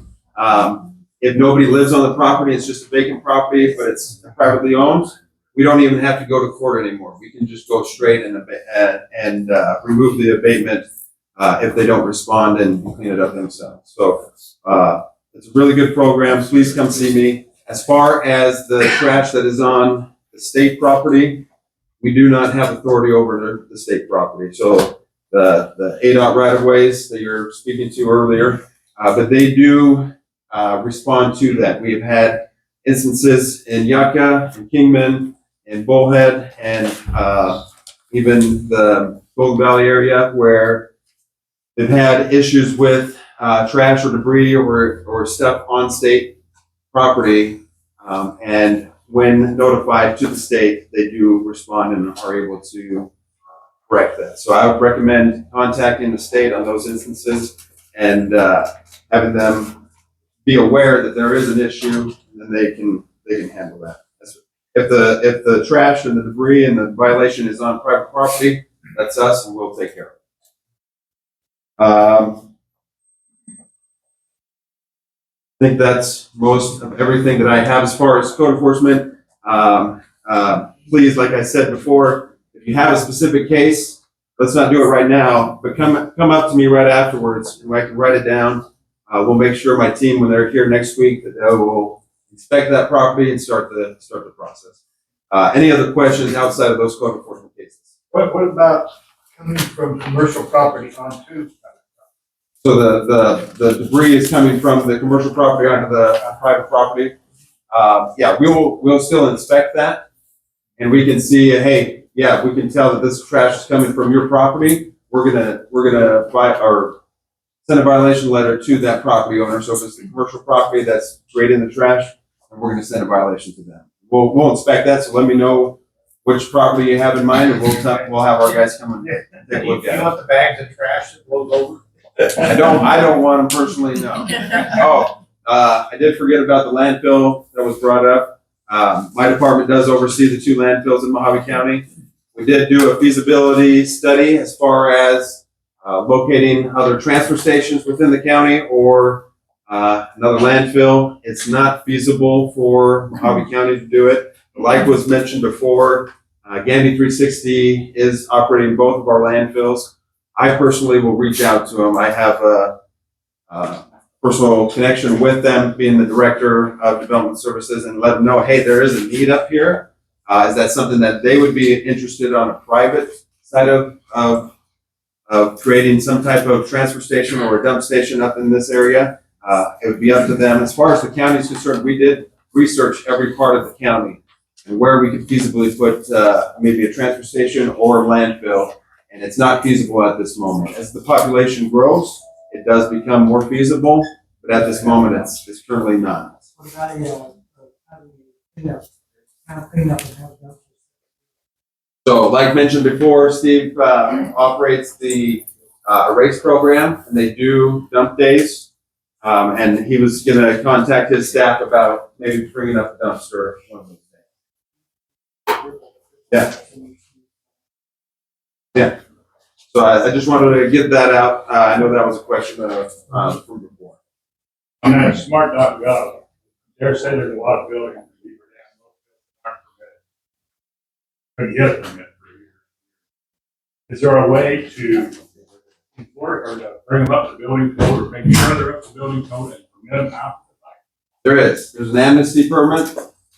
Essentially, if it's been built, especially if it's like a habitable structure, we do have that amnesty permit. You have to essentially get an engineer to say, hey, yeah, this building is built to code. And then we're able to get a permit for it so that if they need insurance or want to sell the property, then they're able to One get of the that things permit. I'm talking about is buy an engineered building, car shed, or trailer, or whatever. They're engineered. Yeah. Mohave still wants 3 wet stamp copies of that particular one. It's engineered already. Yeah, we have to know that it's been engineered by that engineer. So we have to have that copy of that one. What about somebody out on the screen for it? They're gonna hire an engineer, say $5,000. A lot of times it doesn't. If it doesn't, there's thresholds that require an engineer. Any metal building requires an engineer. If you're just adding on to your screen porch or something like that, usually does not. It's just a permit. You'll have to go through our process. A lot of times if it doesn't, for example, if it's an amnesty permit, it doesn't require the need for, like it's not unexposed walls, like inside of a house, you have wires, you have piping and stuff like that, that we would need an engineer to say, hey, yeah, this building is safe. It's just a screen porch or something like that. Our inspector, we do have an inspector for the area that comes down. He'll be able to come in and make that determination and say, yes, it needs to. But your inspector is, I don't know how to say it nicely, but very unqualified. Yeah. And why do you say that? Well, because he held up our neighbor's occupancy for months for little things. Given occupancy with a propane water heater. On that, we don't have natural gas out here. But right on the side of natural gas only. He about blew his house. You want to talk about it after this meeting? I can see if we can address that. But from my understanding, he is very qualified. He has been with the county for quite some time, and we've been able to have really good service with him in this area. Different subject. Okay. Okay. This is in regards to Scenic, but it also includes Beaver Dam and Littleville. And I'm reading this for somebody else who couldn't be here. Okay. Okay. So, they found themselves landlocked. And that's because someone put a gate across the road, the main road, on Overton. In her situation, what happened was once that gate went across the road, well, then the other neighbor put a rope across. And then in the other case, then the other neighbor put, so they have to go across private property, which they won't be able to do shortly because of building. And so they're wondering, what? There's nothing they can do. They've already spent $7,000 in attorney fees. And what happens is these builders buy up, lots of land, and then they divide it themselves as long as it's 15 acres or 5 parcels, you can't do more than 5 parcels. Okay, 5 parcels, then they don't have to go through the county. This is what happens when when they don't have any approval from the county. This, I feel horrible for them. They can't afford anymore. They have no more resources. One of the biggest reasons this happens is, like you said, subdividing. And they also want to know why Travis Lingenfelter won't return calls from people in the community. Here's here. I have tried to reach him multiple times to just simply discuss this in the future of the county as it grows, and I gave up. So- I think we have discussed this Yes. just recently, didn't we? This very issue. Yeah, so we're well, very familiar with this situation. This is not the only one. Right. This specific situation I am very familiar with. They are not landlocked. They do have private access coming from the north. Yes. That they would have to go around. The private access to the south is, unfortunately, it's only to those properties on the south. So they do have legal access. How they get there is is what they would have to determine, and if they have to improve a road, that's part of their building of their property. They would have to improve that to get that. Is this something that can be rectified by law? So By the planning and zoning commission? So really what it comes down to is, first of all, state statute sets the laws as far as the 5 parcels or less does not have to meet the subdivision requirements. So anybody in the county, anybody that wants to divide their land can do it 5 times without having to go through the county. And that's set by state statute. With that, the other thing is state statute also mandates that even if a property doesn't have legal access, doesn't comply with zoning, it still has to be approved by the county as far as recorded and processed if they notate that the deficiencies on the deed, that it doesn't have those things. So state statute really does regulate this. There are other counties that have put in place parcel plat requirements where everybody has to go through a parcel plat, but it still doesn't negate that they can still do it without legal access or zoning. It just means that they have to pay to have a surveyor, and it has to go through the county process, and we'll give them feedback, but they can still have it without legal access and without zoning if they know. So state statute really does kind of regulate that. But in this situation, they do have legal access. They just have to get to it from a different location. I have a question regarding our public safety and the process by which you issue building permits. I feel like our growth is out in fire department, their ability to safely cover. Yeah, I live out in Scenic. For a 20-minute drive from here to there. We have a little satellite fire department, but it's not. And at some point, I don't know if it's a building moratorium, we have to get our services caught up to our population. And I wonder if, in your role as issuing the building permits, if you have the authority to say, we need to slow this down, we need to catch the fire department up in this area. There's a couple of mechanisms in the statute to change the area for the fire department, but that's cumbersome and would require people who would receive a tax increase without in Scenic would have to sign a petition together.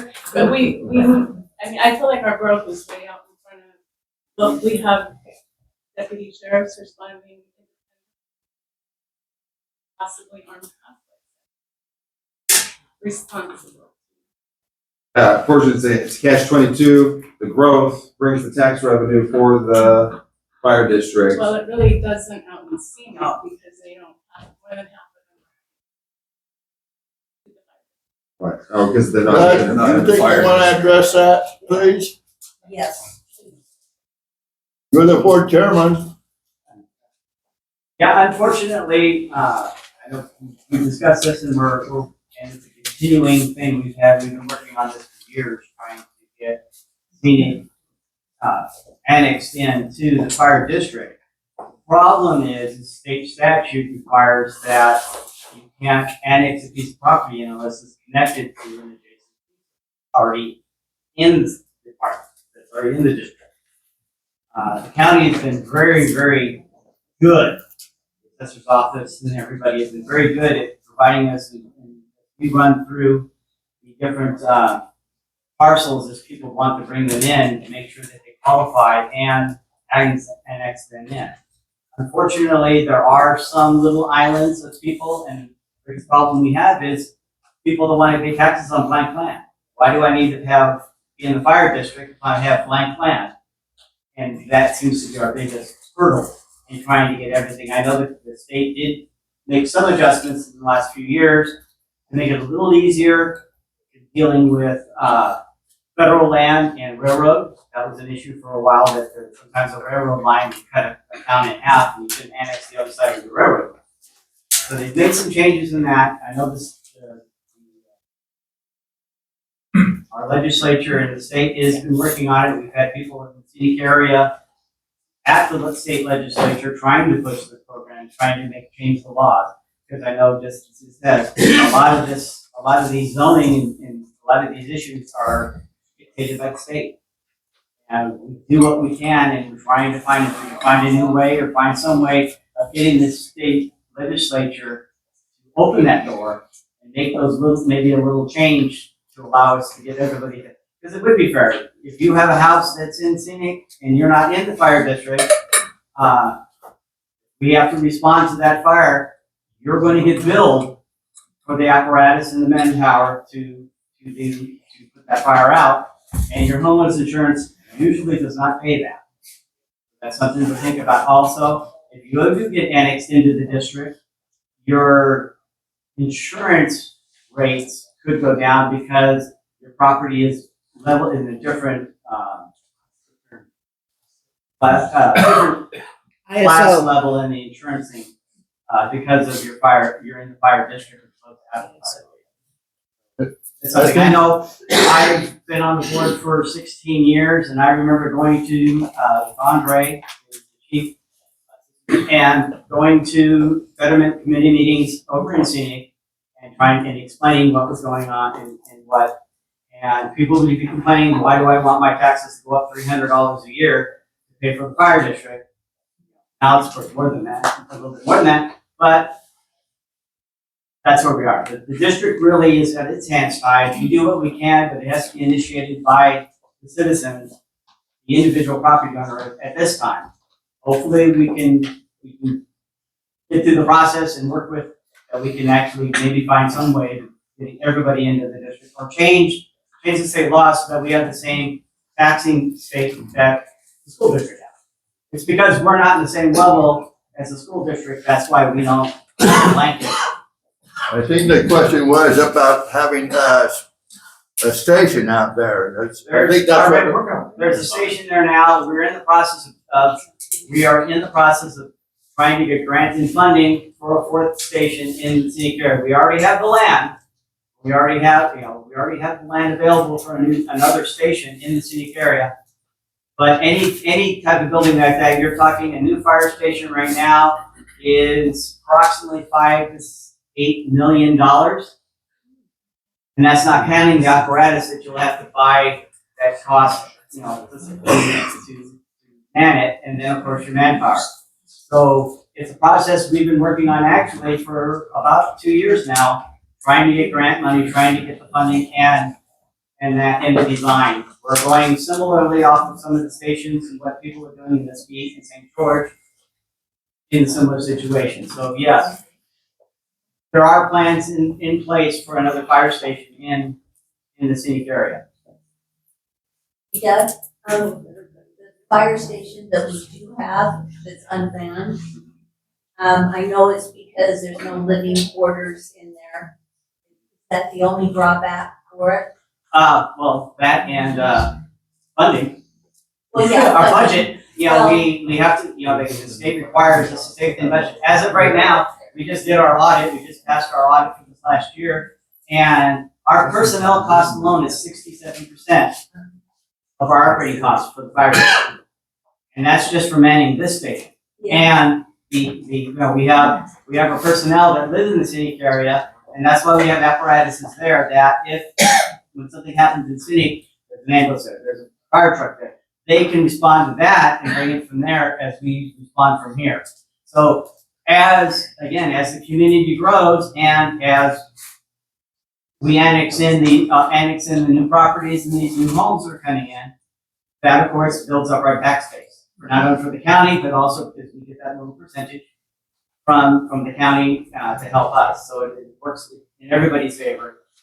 It's a slow process, unfortunately. Yeah, it is. I mean, it's been a lot of years that we've been working on this, to have a manned station. And fire stations, it has apparatus in it, but no one works with it. Well, yeah, there I is. know The they people live that out live out, our firefighters that live there are able to. They're not there. Not all of them. No. But I'm saying, we have to do what we can. This facility is the main fire station, and that's why it's the manned station at this time. Yeah. We have plans down the road, but again, we have to stay in budget too. Okay. You know, so you look at it, if we have another 08, and property taxes crash, tax funding dries up, we were at one point in 2010 of shuttering this building. So, you know, you say, oh, this isn't great, but we also have to plan the fact that we could have another bubble bust and suddenly people stop paying their taxes and the taxes collapse, values collapse, and the county doesn't get as much money in. What does the county have to do? They have to shutter fire stations, they have to shutter places down, or even our little community that have to do the same thing. That's all stuff you have to kind of keep in mind, that everything does work off the budget also. Thanks, Doug. Any other questions related to development services? Just real quick, I don't know how to be tactful about those, but some situations out here, you need a fire marshal to investigate, to enforce code or do whatever. We have none, even burn permits. That's a nice idea, but it's not required.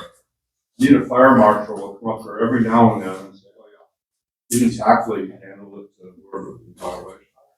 Mohave County, we don't have any fire, we're not over any fire district or development services. Right on the intersection up here, we got two multi-billion-dollar companies come in here, truck stops. This is the intersection that we end up with. Yeah, I mean, it's like it's not even completed. There's dirt there, there's tumbleweed. The on-ramps at any given day going south, you got a dozen glistening gallon tea jugs laying in the road or on the ramp. The exits, pretty clean. Both on-ramps, north and south, are a filthy mess. We're like a third world country in here. Trucks can't turn on that intersection if they're coming off of Rincon going north on 91. Cars have had to back up, so motorhomes and RVs, because the left turn lane going into Maverick is in the opposite direction of the others.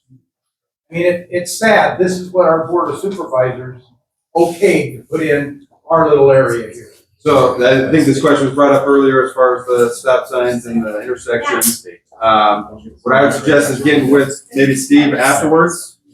I just want to express that the area in and around the freeway ramps are all the jurisdiction of the Arizona Department of Transportation. I was actually involved with those improvements that have went through a design process, and ADOT actually reserved ultimate authority to approve what was necessary. I don't think any Board of Supervisors would be happy to have that intersection in their neighborhood turn around. It's not completed. They didn't even level out the dirt and stuff.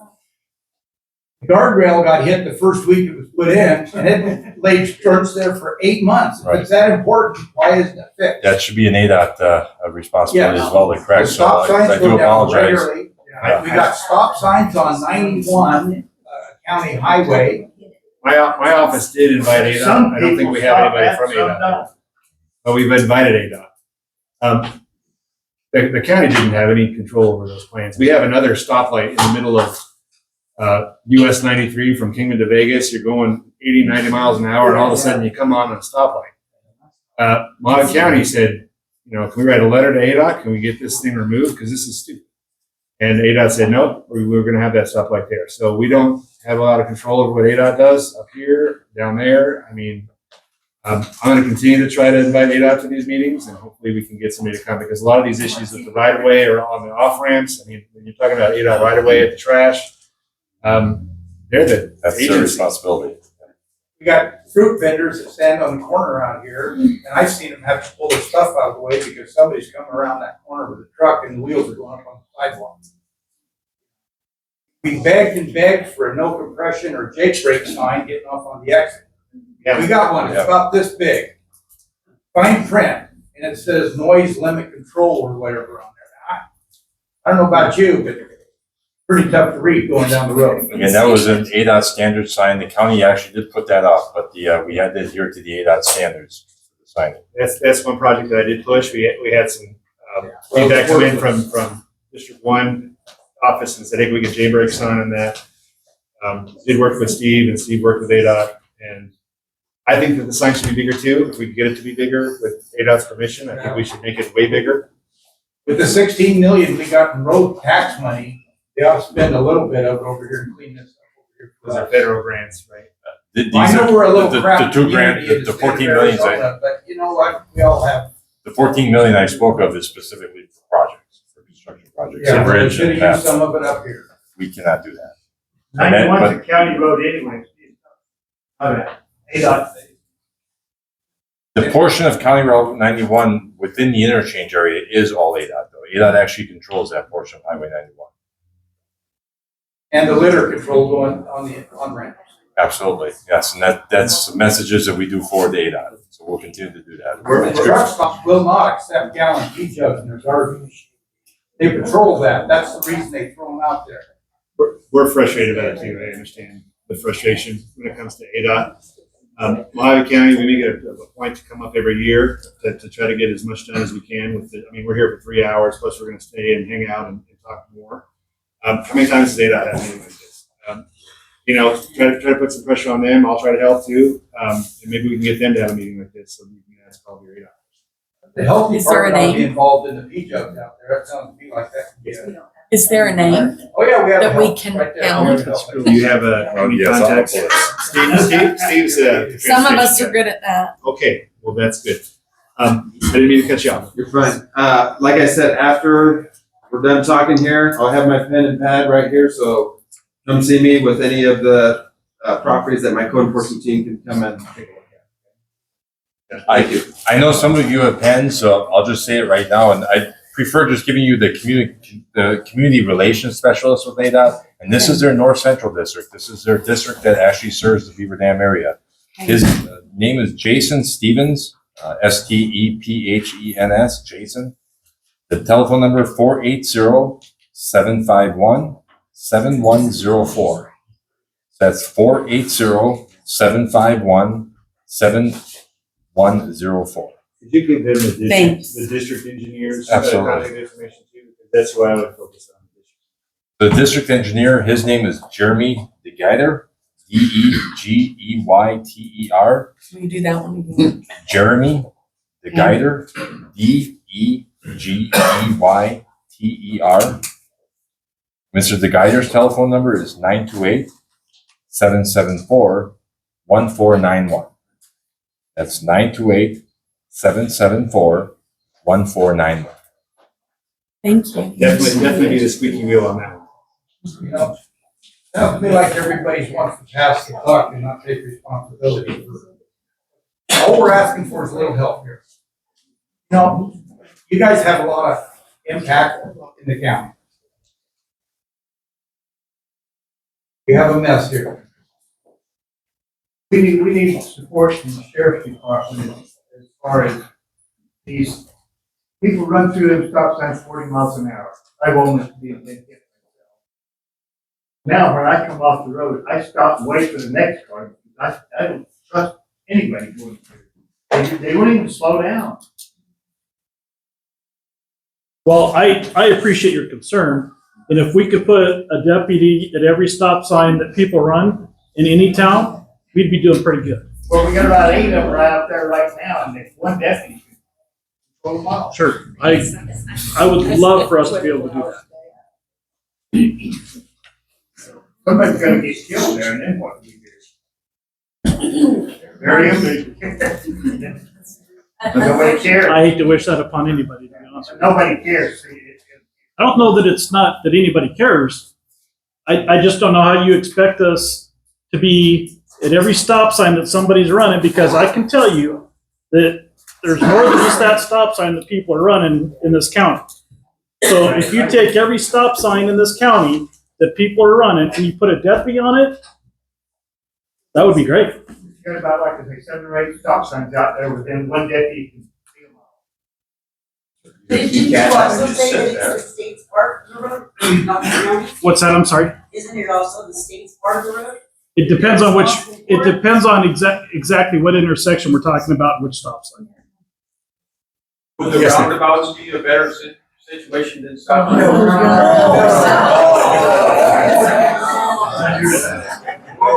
go. Apparently not. You know how to use them, great. Folks,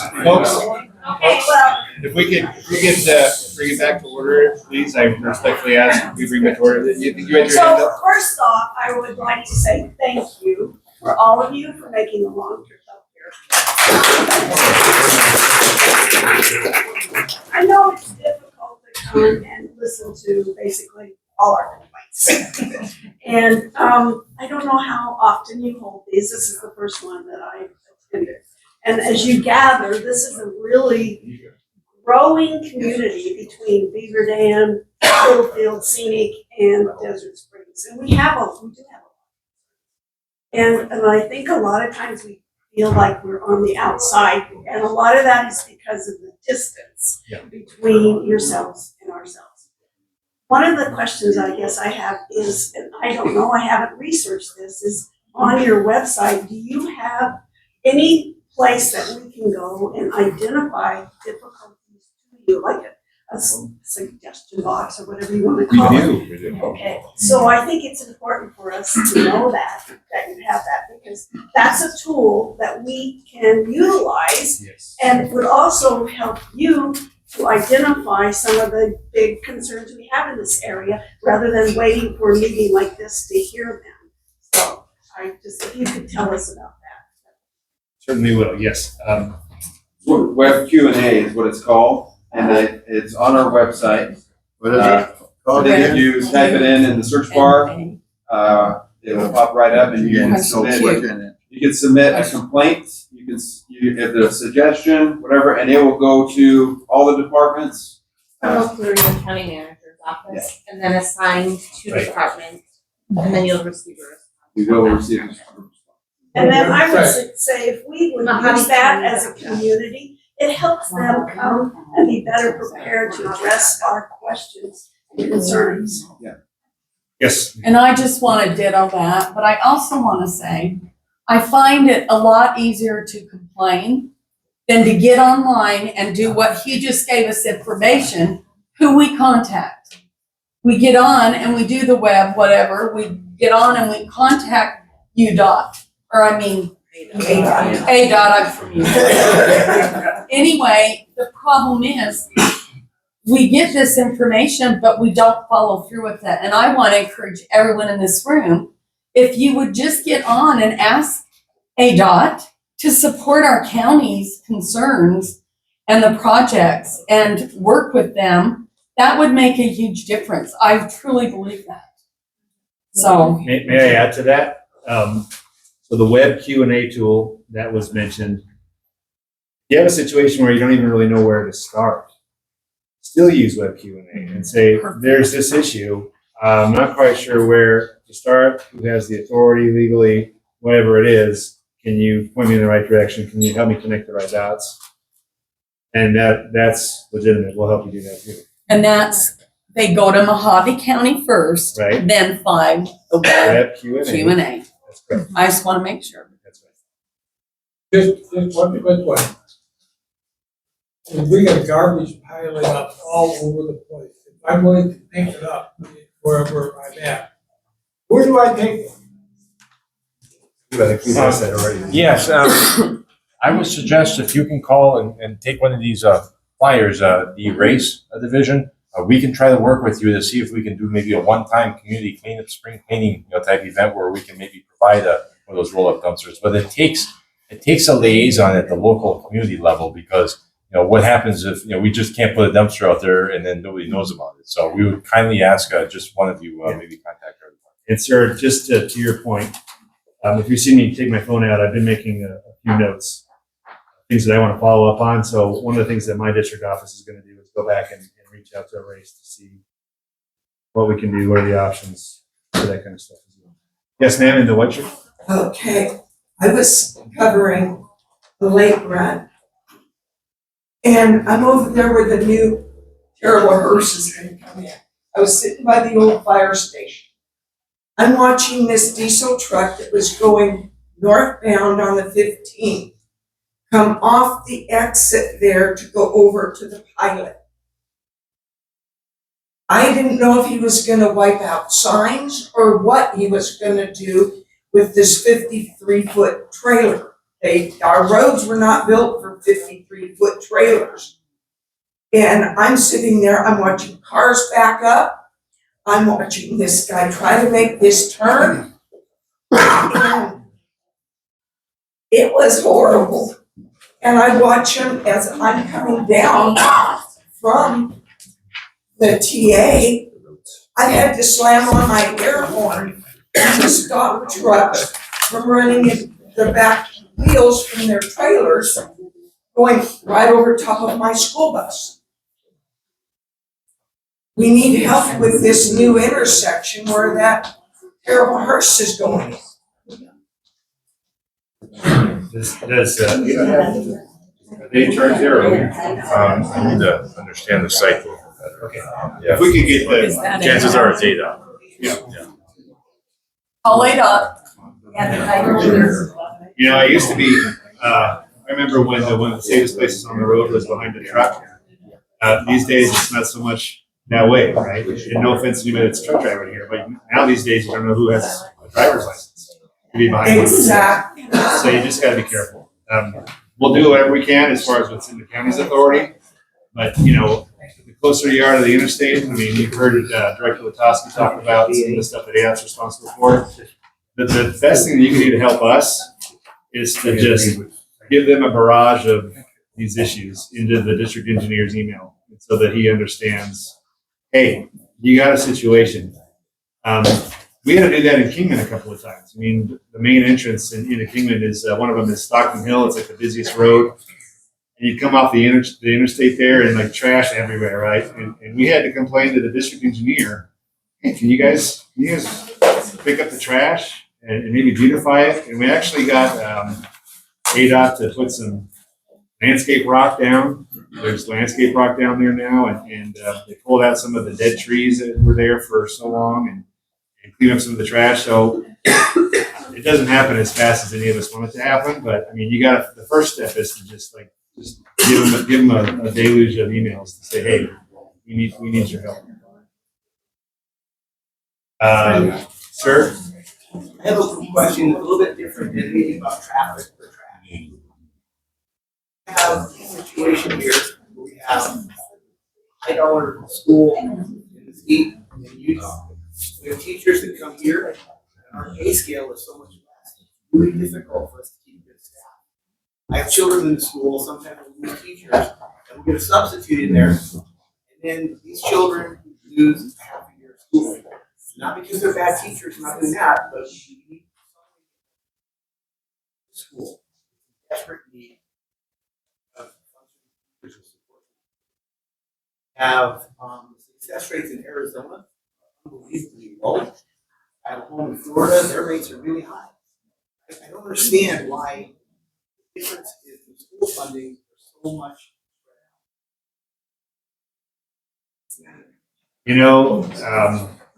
I know you have, schools are one thing that the county doesn't have any authority over. I mean, our school boards, our fire districts, as you've already heard, those are separate taxing districts. They have their own elections. They have their own boards. I'm on the board. And that's something that we really have no way to control. where can we find public school money other than grants and other things? When does the state step in and help fund the future of the children? Does the school district receive any sort of state shared revenues? Yes. It's population driven? Off the top of my head, I don't have an easy answer, but I mean, I can reach out to my colleagues at the state. I mean, right now, all of us are covered by 3 people at the legislature right now. We have 3 legislators. We have 1 senator for legislative district 30, which is where we are. It's Senator Angus, Hildy Angus. She's from Bullhead. I think that she would be one that would be a great person to reach out to as far as state school funding. And then we have 2 representatives. We have Leo Biasucci.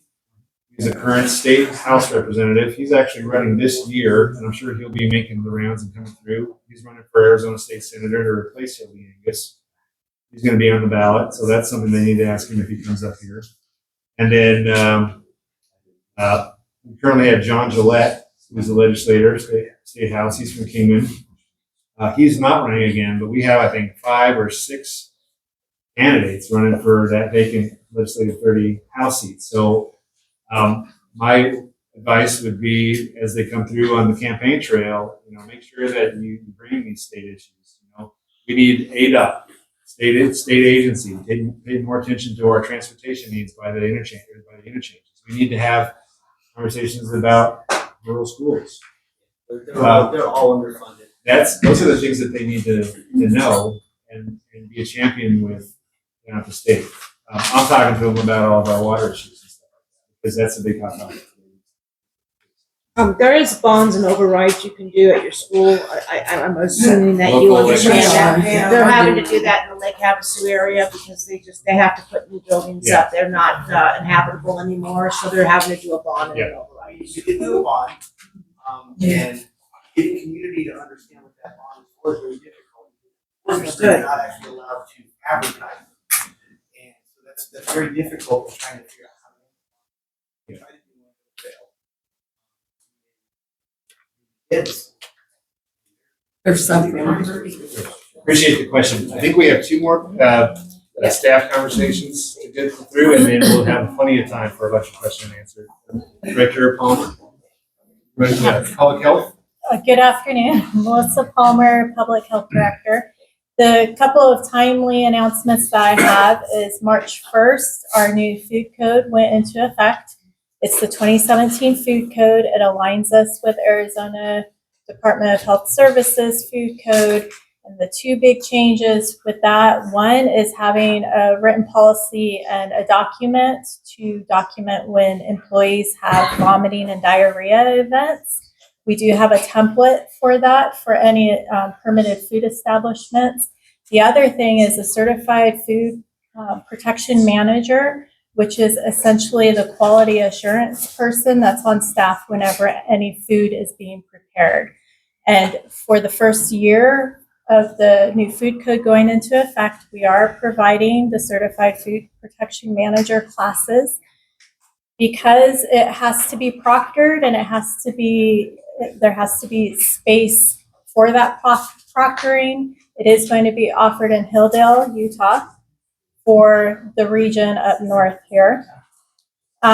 Any questions or information that you need on that, it's going to be health.mohave.gov.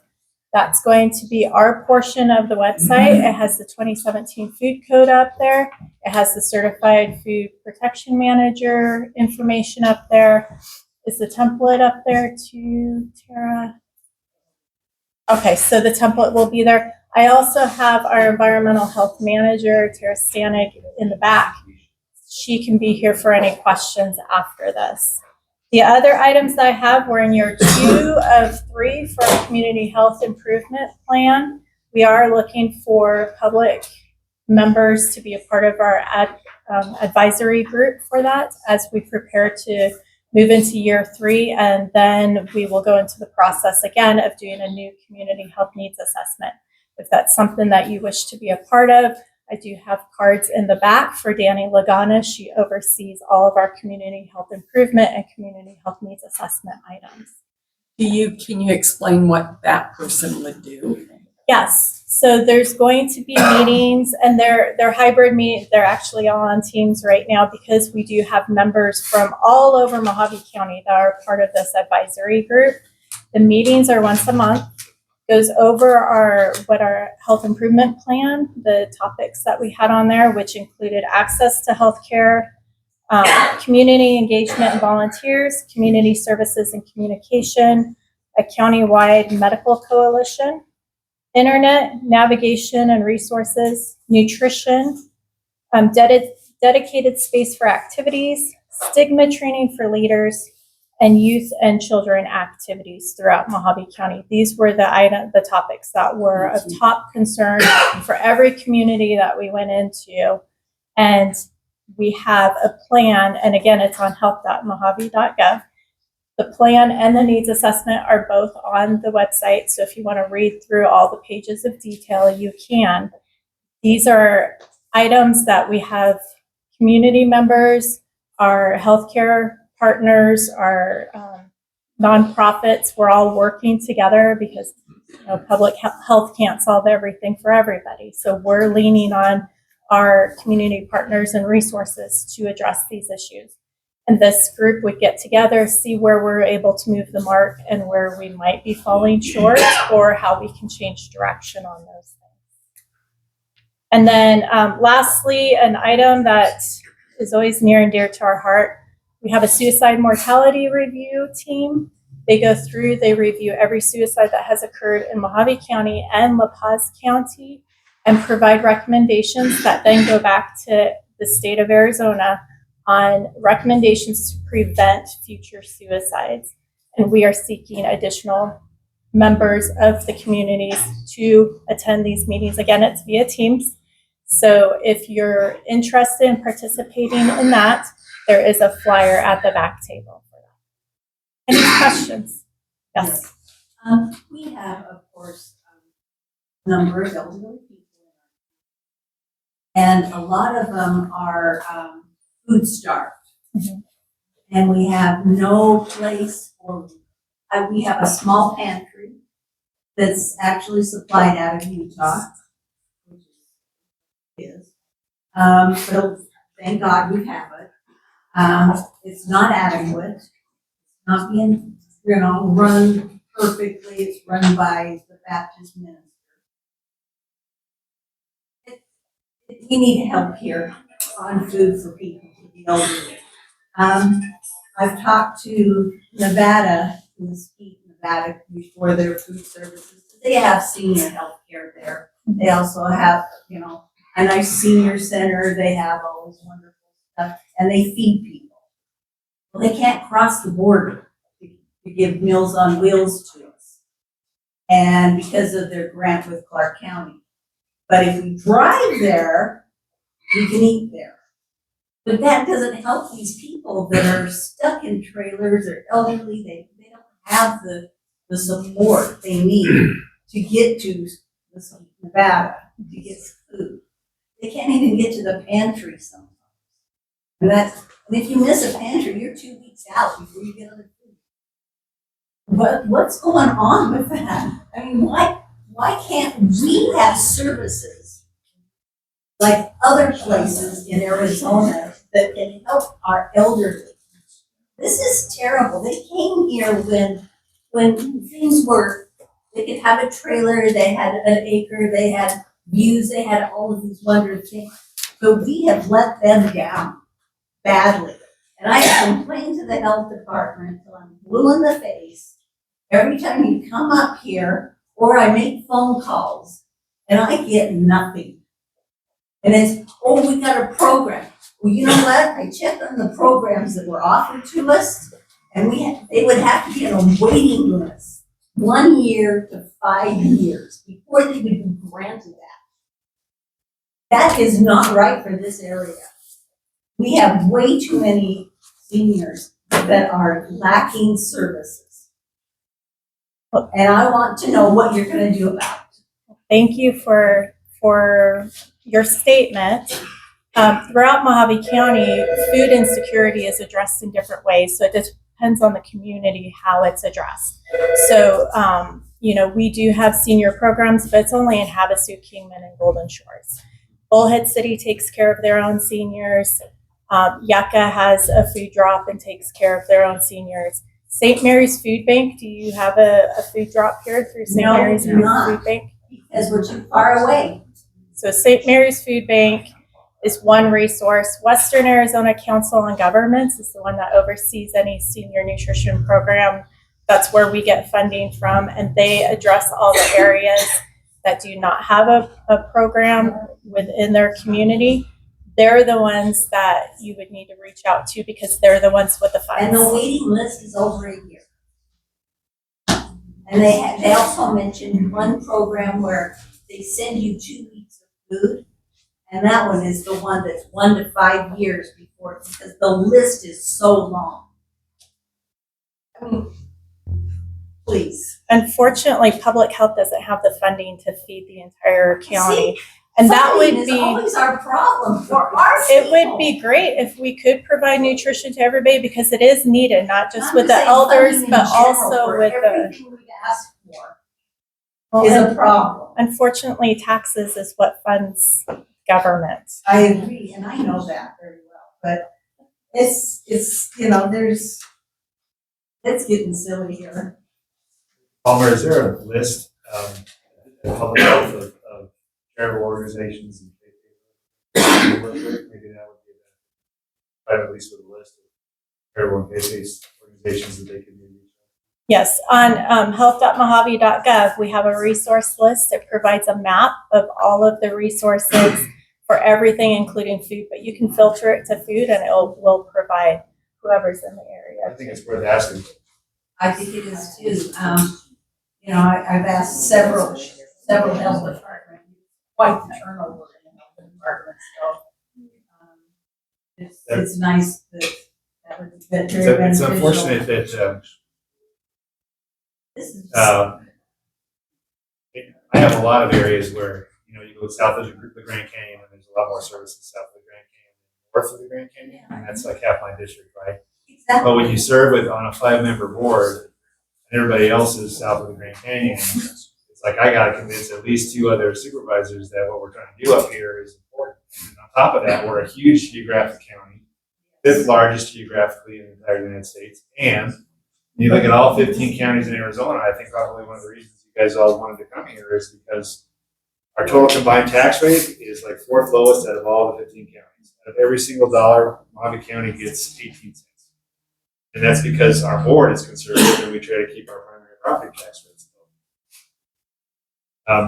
But it's a double-edged sword. You keep your taxes low and then you have limited resources to do niceties and not state mandates.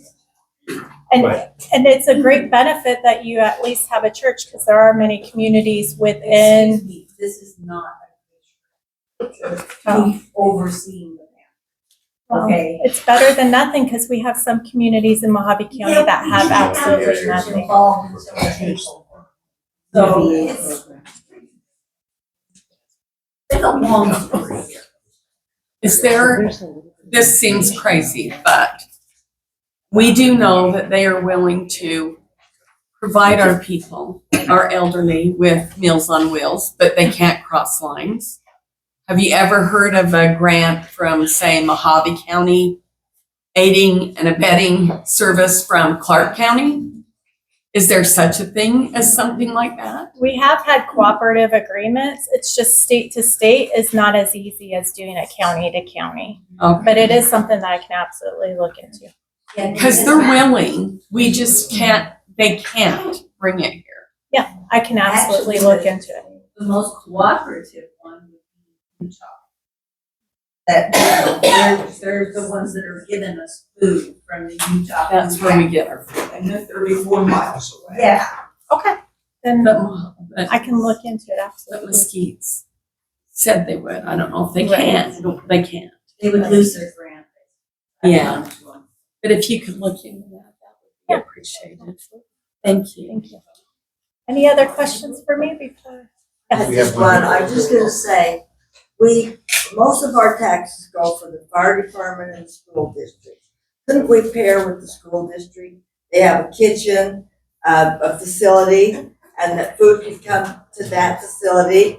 And even if we had a volunteer system, that we could feed the elderly that way, because we have a kitchen facility. And we're gonna see that. And during the summer, it's not even used. That is a great idea of a way to address the issue within the community. I would say definitely talk to the school and see where they stand. I'm just saying, you know, it doesn't hurt to ask. Yeah, absolutely. Any other They send food home with the students. Thank you very much. Thank you. All right, welcome. Chairman Lingenfelter, thank you for having me today. I'm pleased to be here. As a Director of Community Service, I've heard a lot of your needs, a lot of your requests. I want to tell you what my department does. I have the Housing Authority as well as workforce, right? Our workforce is on our 2-year. We have a 4-year plan that we write. We're coming up on 2 years. So we'll take that and we'll update it. The areas of focus for that is manufacturing, healthcare, transportation, logistics. We heard a little bit about that. So those are just some things that we're going to be working on. And one that I want to touch on is construction, right? Booming up here. You guys talked about it. So we do those different things. We take that information, we update our plan. And then what we do after we update that plan is we then work with business owners. So if there's any business owners, general contractors, I know there's some people that I spoke to earlier today about that as well, is that reach out, get engaged. And the reason I say that, if you're thinking about expanding your business or developing upon that, right? Through my department, you could hire someone for an OJT on the job training.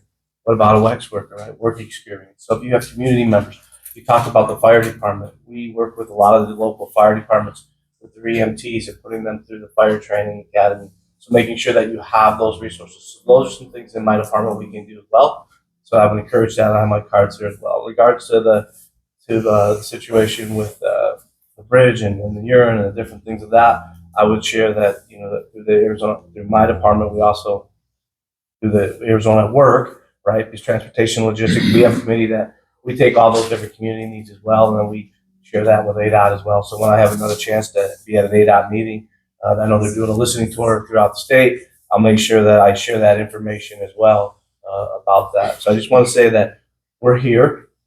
We pass by this way quite often on our way up to Colorado City if we're driving, as well as if there's a need here in this community, our department would be more than willing to stop and meet with anybody every 2 weeks where we're passing through here. So just let me know, reach out, and we'll gladly do that. We need a facility. We don't have a facility here, so I would express that. On another note that I would also note, just for the community, we in community services have a lot of different grants that we administer. On the housing side, if you're looking for help, let's say there's some widows or some people that for their homes where they're living in a trailer, there's some deficiencies there, right? There's different programs within the county, within my department, that will actually make sure that those are taken care of and are up to code and go through the process. Some if we come in, we do one thing and touch it, it has everything that has to be up to code for safety and healthcare. I mean, safety and that as it's related to the building and codes. So we have to do all of that. So we just can't come and touch one thing, right? And there's a waiting list for that. And then I would just share, we haven't vetted it yet.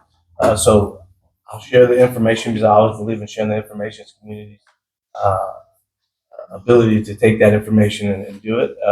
There's a new grant that's coming out on energy efficiency. For those that aren't aware of it, they'll pay anywhere from, if you're below 80%, don't quote me on this, but I believe it's 80% of area median income below, they'll actually pay for you to get new HVAC or other things that may be needed for your home. If you're over 80 to 150, right, they'll pay 50% of that. But here's where the catch is, right? And this is why it would be a struggle for here and talking to some of the general contractors, because it was good that it has to be an approved,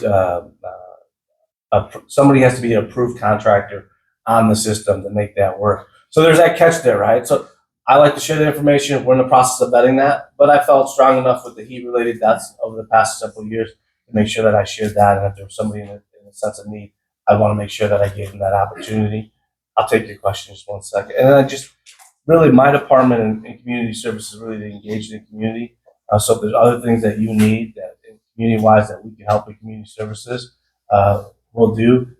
Some of our services are limited though. So what I mean by that is all of our 99.5% of all of our funding is through federal grants that we receive pass through the state, and then we provide that, right?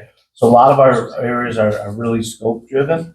But like the workforce, there's a lot of different things that we can do in workforce. So if somebody wants to think about going back, and believe it or not, there are jobs available that you can work part-time or remotely. We can help with that. And then there's that opens a lot of different avenues for people. So I would just share that.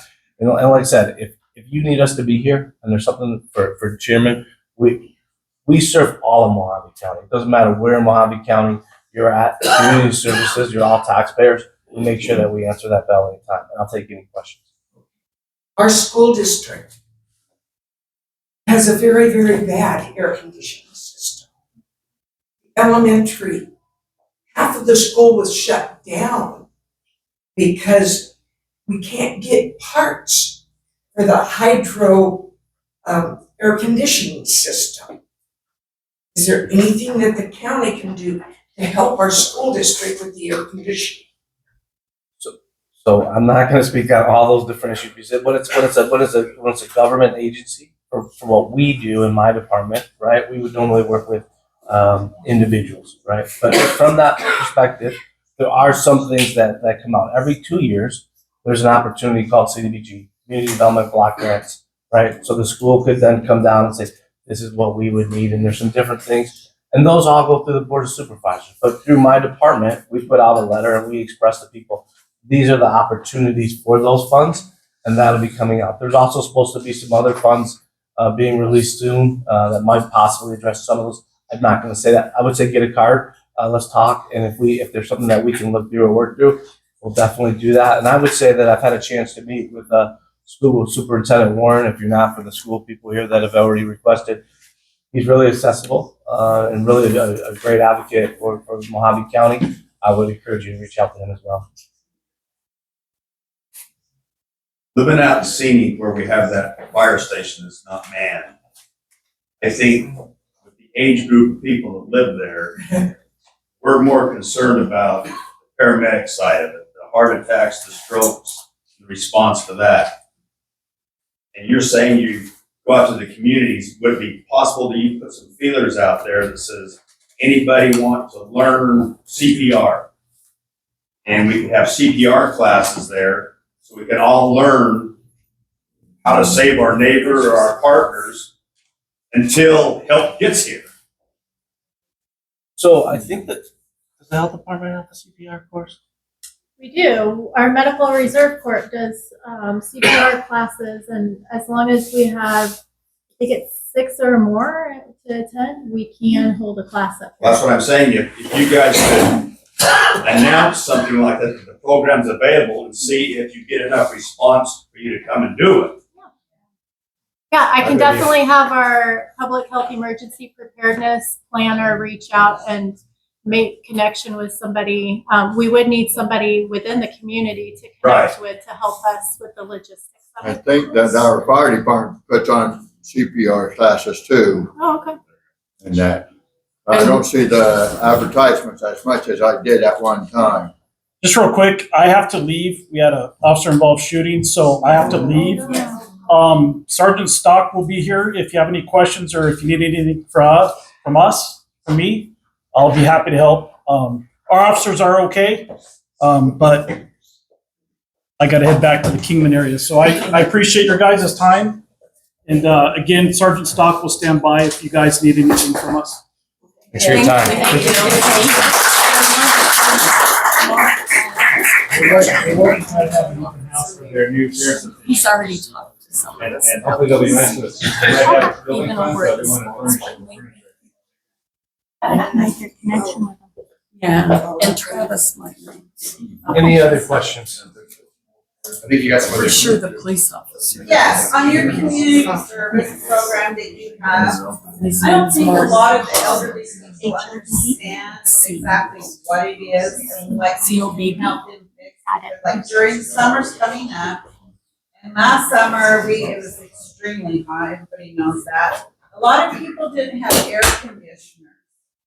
And I was just wondering if your program, since it is granted, if it does help the elderly people who have air conditioning or fans put in their houses, if that is one of the programs that helps them.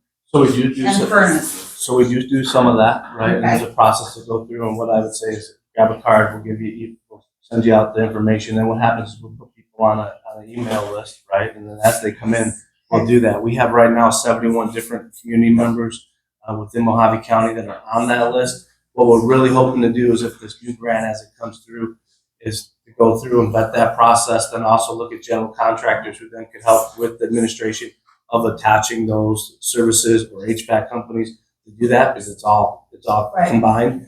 The additional thing is that there is a fee. So with all of the with that air conditioning program that's just rolled out, right, you have to pay for the taxes on that. So it's a rebate program. So, and if you don't have the money, if you didn't have it then, how do you have it now, right? Right. So we understand that, but what I would say is, in regards to sharing with different people, anybody that calls our department and says, hey, we have an issue, can you walk me through this? My team will always give everybody that time to do that. We'll meet them in the place that they're at, right? Meaning that we'll come up here and stop by, we'll be here, we'll come up. If there's a need, you say, hey, we need you, we'll come up here, and as long as the numbers justify it, we'll come back. If the numbers don't justify it, it's hard to come back. Yeah, I was just asking because I see everybody on the Facebook things all summer and all winter, that a lot of the elderly people, I don't think they know quite how to go on to the computer systems and ask for the help, or they have too much pride to ask for it, that everybody's asking for them. And I don't think they all know and understand that there is services out there that can help them. What I'll do is I will check with my team. I know that we're going to be in tomorrow. We're actually, believe it or not, we'll be in Colorado City. But what I would say is that if there's a need and you want to put something together and ask us to come in, more than willing to do it, right? Just reach out. You have my card. Say, like, we'd really like to have an informational class on this. And what I would say is kind of like what Director Palmer mentioned, that 6 of us, there's 6 of us at least, then we'll come up and do an in-person presentation. If not, right, we'll still take calls all day long over the phone, but really to make sure that, as we're doing those different things, or if we can work out timing of it, we're here to serve the community. Thank you, Director.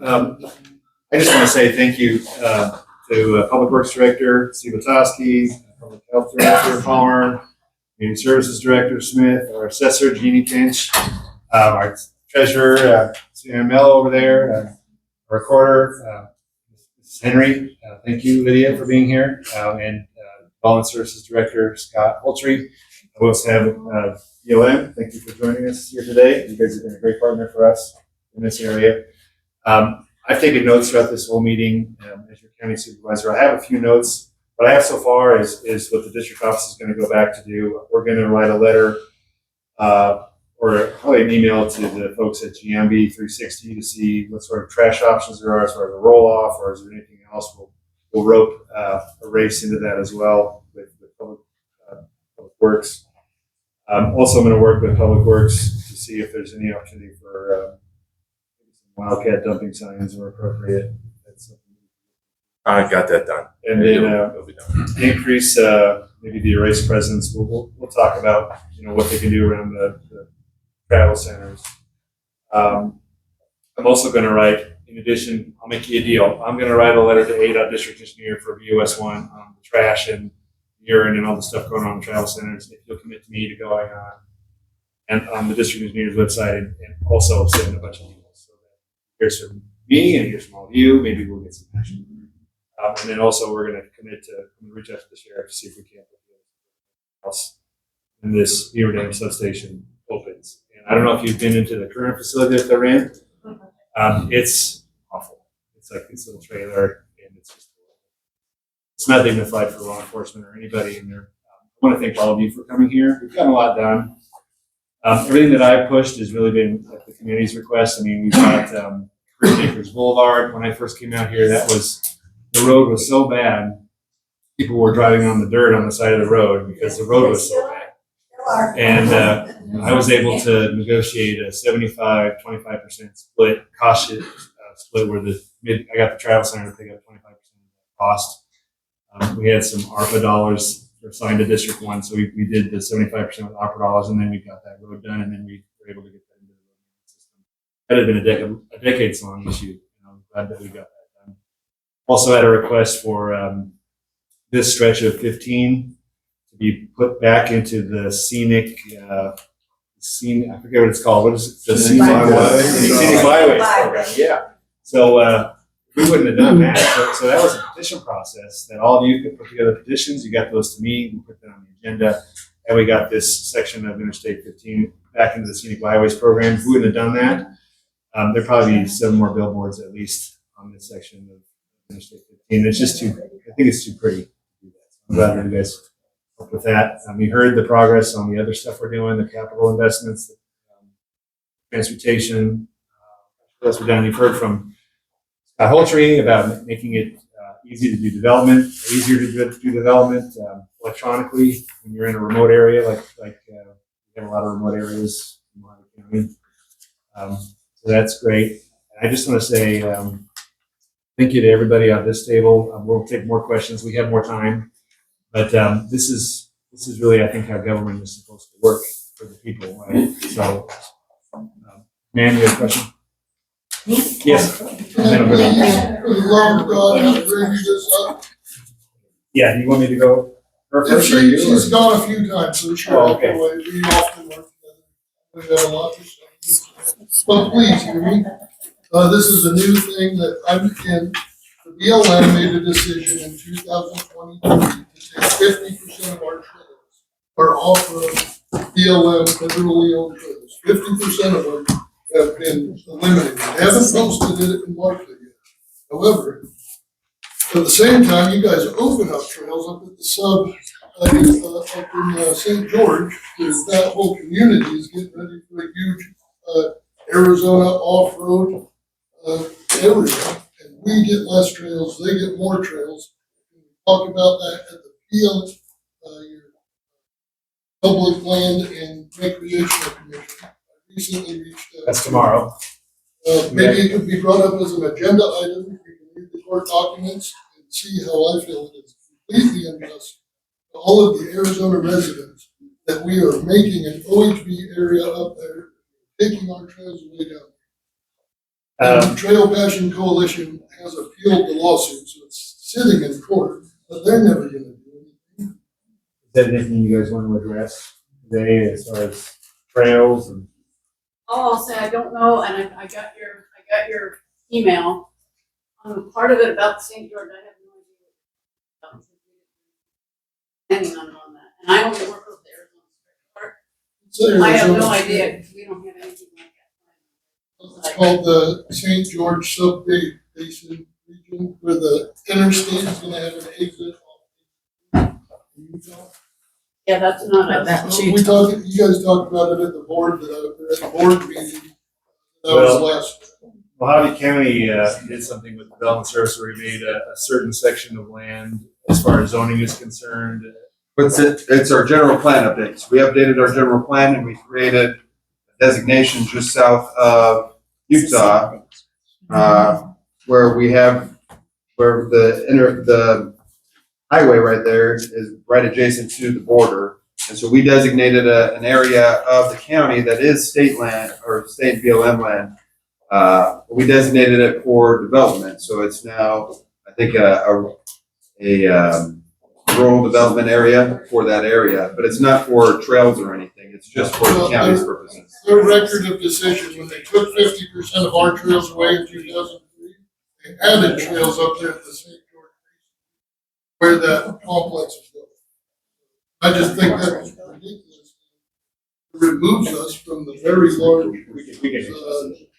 Well, I'm hoping to get it on the agenda and we'll talk about it later. We have a very, very large community of off-road. We love our trails. 50% is a little much, especially when we didn't go. The appeal was granted by the state court or whatever, but they didn't go through the proper BLM process of outreach to our community. I'd like to reach out to the BLM office and find out all the facts. Yeah, I'll put it on your email. Thank you. Yes. Finally. This is just kind of like at the end. And so what I have here is that, since we're unincorporated, we do miss out on a lot of things that we could be getting, you know, because we don't, the way the tax funding goes. So it goes through the Board of Supervisors.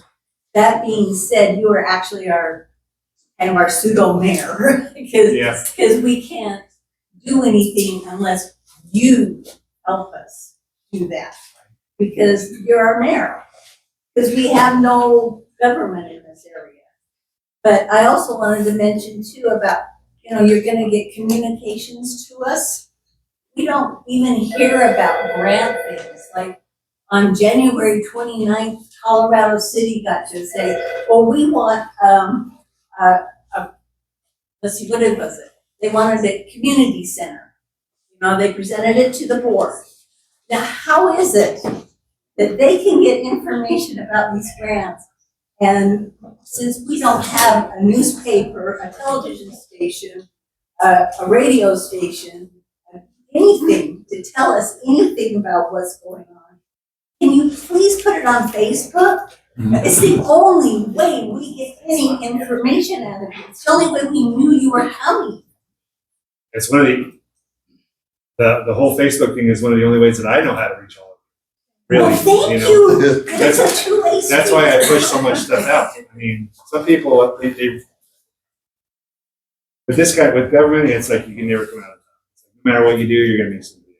But I try to push so much out and educate and push all these bulletins out, and then some people say, why push so much stuff out? Well, even nothing is ever posted in the post office. Yeah. How are the, Nothing. may I ask staff how, like, some of the grant opportunities and, I mean, how do you guys push those out countywide? Because if there's not a territorial newspaper in the area or something like that, I mean, do they post it all on the website? I mean, I couldn't find this meeting on the website, and I looked again this morning. okay. We're really in a unknown. You know, we don't know anything Well, that's going on. I appreciate the comment. I think everybody's here, and so maybe everybody here, as you push stuff out to the county, I mean, make sure that if you follow everybody's page, I know everybody maintains a page, at least one page, an official page, and I think an official presence on social media. I think all of these folks have one. Chairman, if I may. So, Miss, to answer your question and to answer the chairman's question as well. So, through Arizona at Work, one of the new programs that we just recently rolled out through that is, and we just held a community meeting the other day. I know it doesn't help you at this time, but my point to that is, if you have an agency or an organization within your community, all right, that's a business or non-for-profit of any kind, there's no non-for-profits, nothing? Right. So there are two things. So what you could do then, so what I would recommend is you could go to community services, because like the grants that I spoke about, we post those there on my page. I'm talking about my page. Community services on Mohave County. So you got to go to Mohave County and then click on community services, and those opportunities are there. Also, if you say you're interested in any of our grants, we send email blast out as well. And all I was going to say is on our page, really what's nice as well, through our Atlas platform that's been developed, there's 127 community partners on there. So if there's a new update or there's a grant opportunity, it's posted in a forum just like Facebook.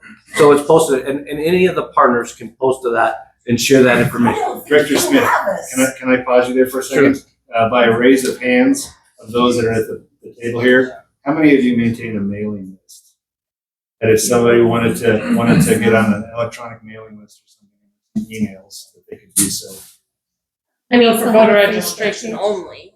What's that? Only for voter registration. Yeah, Your yeah. voter registration record, you can So I mean, subscribe to there's that. options. Yeah, but I think you had a question, did you not, or did I imagine you raising your hand? No, I did. Okay. I just want to say thank you everyone for coming. Because you only come once a year. Great. I think you can tell we are really growing. And we try to find a place that can accommodate us. Yes. This isn't, it was jammed. Yeah. Is there any place else where we do have a place? No, it's a good point. I Yeah, remember it's really the first year we did this in 21, there was only a handful of people. I know. And now it's good. That's good. So I know keep we need to grow. So maybe the the church building. could find it. What about a church? We'll look into it. That would be great. Yeah, I appreciate it. So is this only once a year that you do this? Why?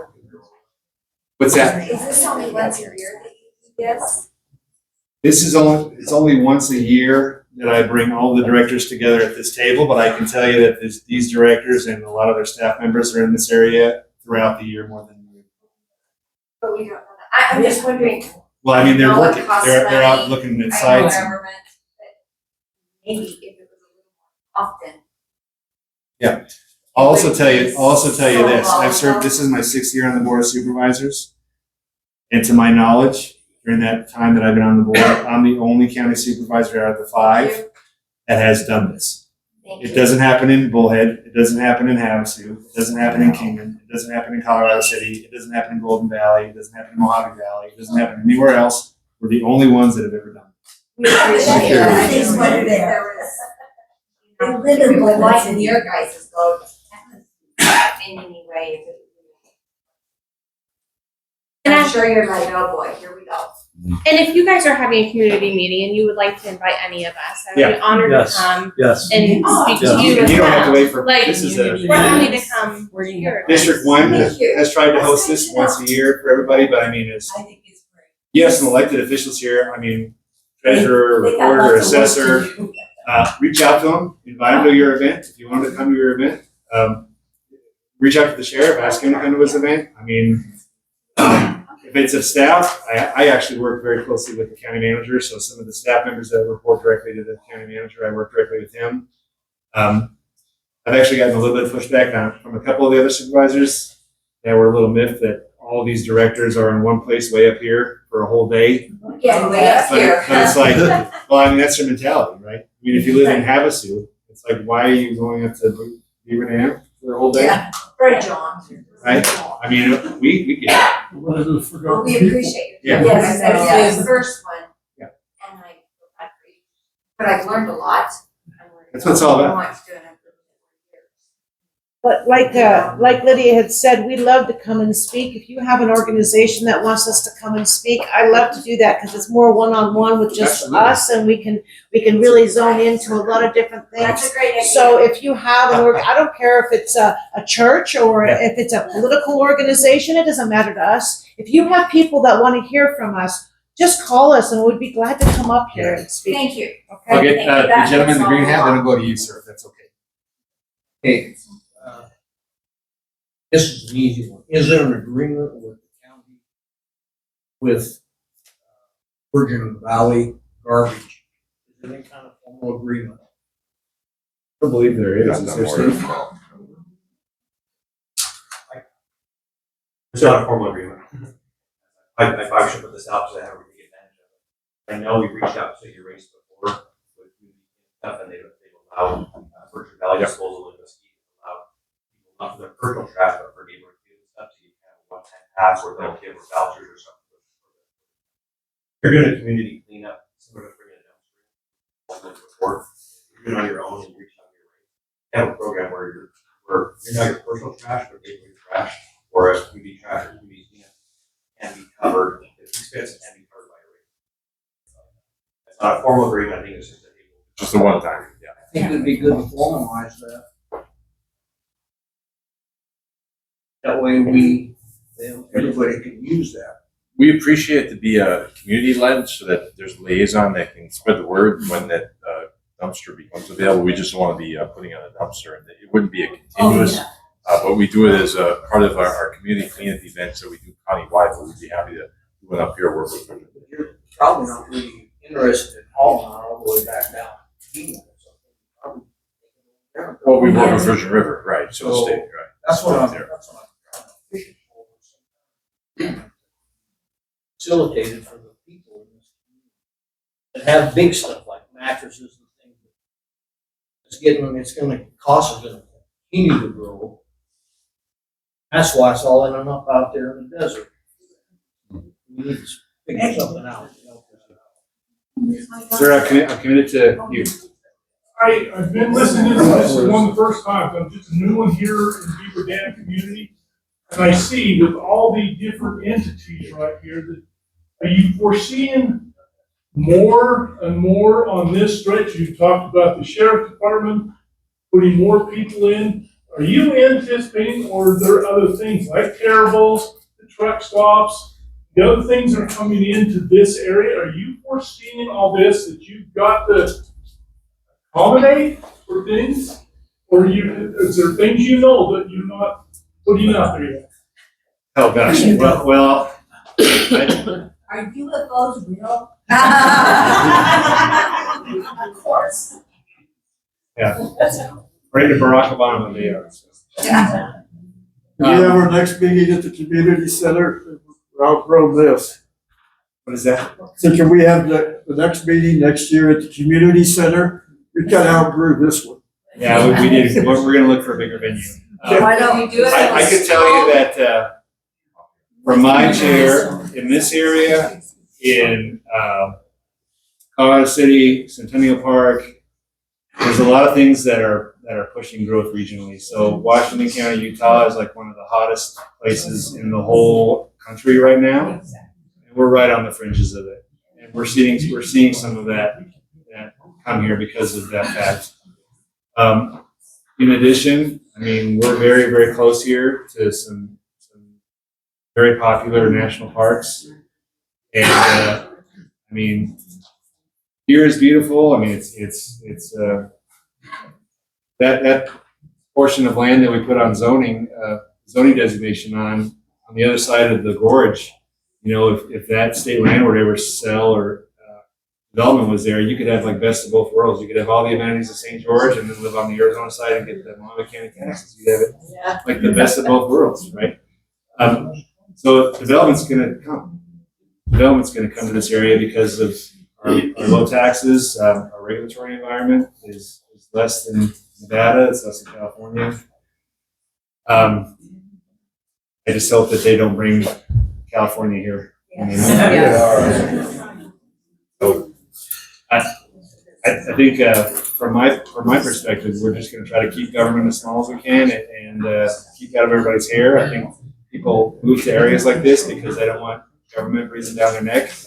But there still needs to be some rules when it comes to trash, and there needs to be some rules when it comes to zoning, and you can't have like an auto repair business in a residential neighborhood and that kind of stuff. So, I mean, we're going to keep coming up here at least once a year.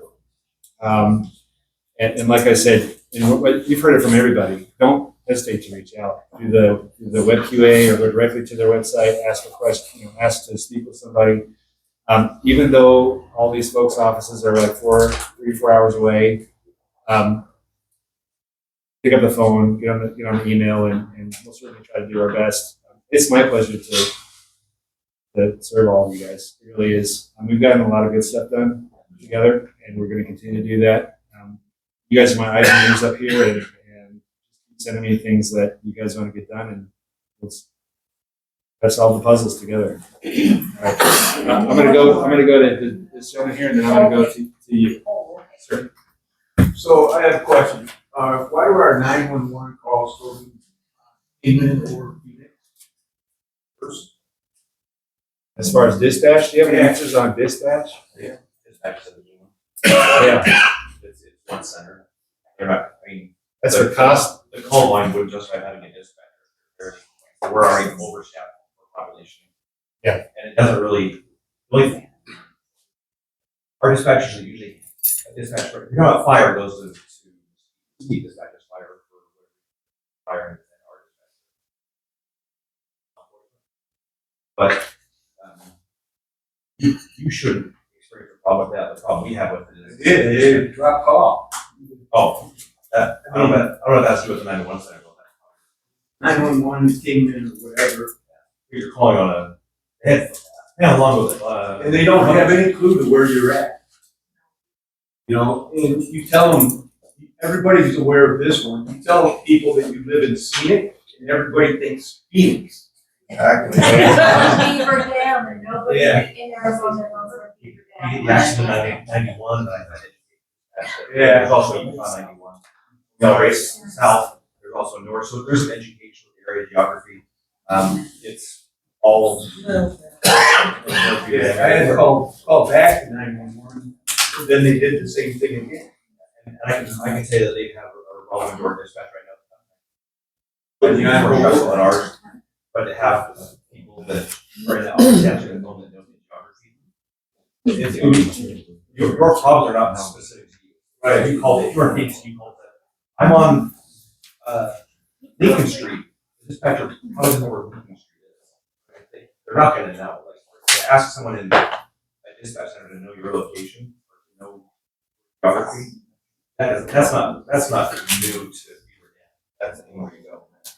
That, dare I say, you guys get a level of service here that is unmatched. If you were in Vegas, you could break stuff online. You wouldn't get somebody home for a home burglary or a damaged fence or a broken yard light. The sheriff's opinion is you call the cop, you get a cop in this area. Maybe by phone or kind of on something else, you're gonna get contact. If you are in a bigger city with more services, they wouldn't come to your house to talk to you about property crime or more. You're definitely getting a more one-on-one service up here, more personal service as far as the relationship with police officers and police. And I would echo what all you guys said. I invited to numerous community events. I make sure an officer or myself is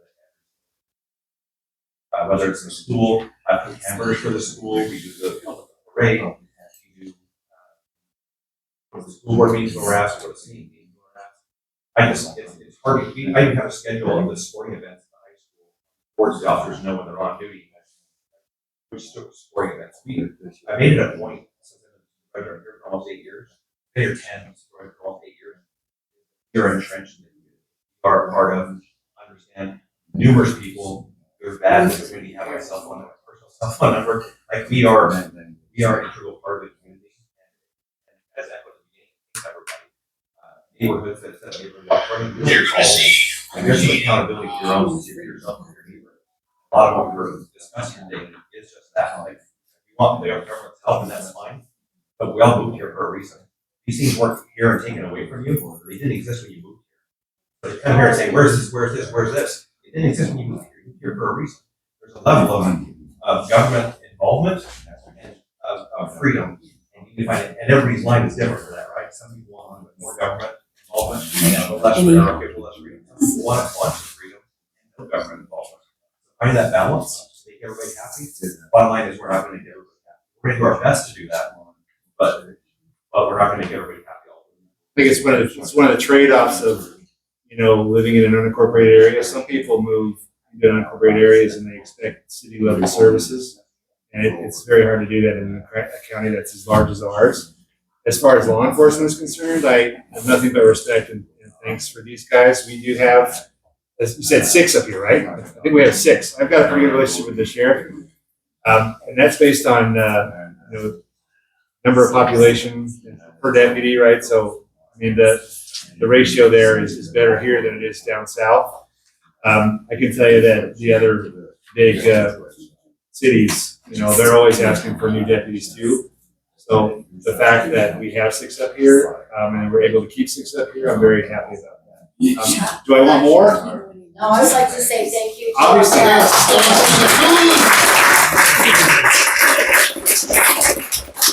How can we improve the location services that we have? If I gave you my address, you couldn't get there by Google. How can we improve that? address is the same. There's no road signs and stuff. I called one of your planners, and they road signs and stuff. Well, that's your responsibility because you don't pay taxes. That's what she said. You don't pay taxes? Yeah, that's what she says. You don't pay state taxes. But there are state taxes. That's what she said. You don't pay state taxes, so you have to provide your own road signs. Road signs. But so how can you improve I guess I need information to tell me what I need to do to improve the Google system or whatever in our area. You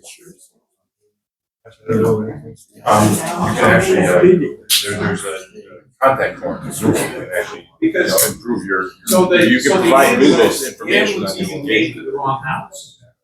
Because they had the wrong address.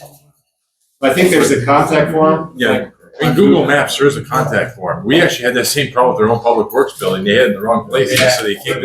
I corrected it pretty quickly. So one lady told me, oh yeah, the ambulances have a different type of Google that they are using to locate your house.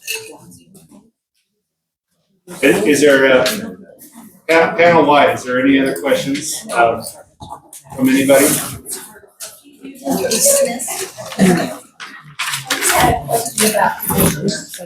About what? Commissioners? Yeah. Okay.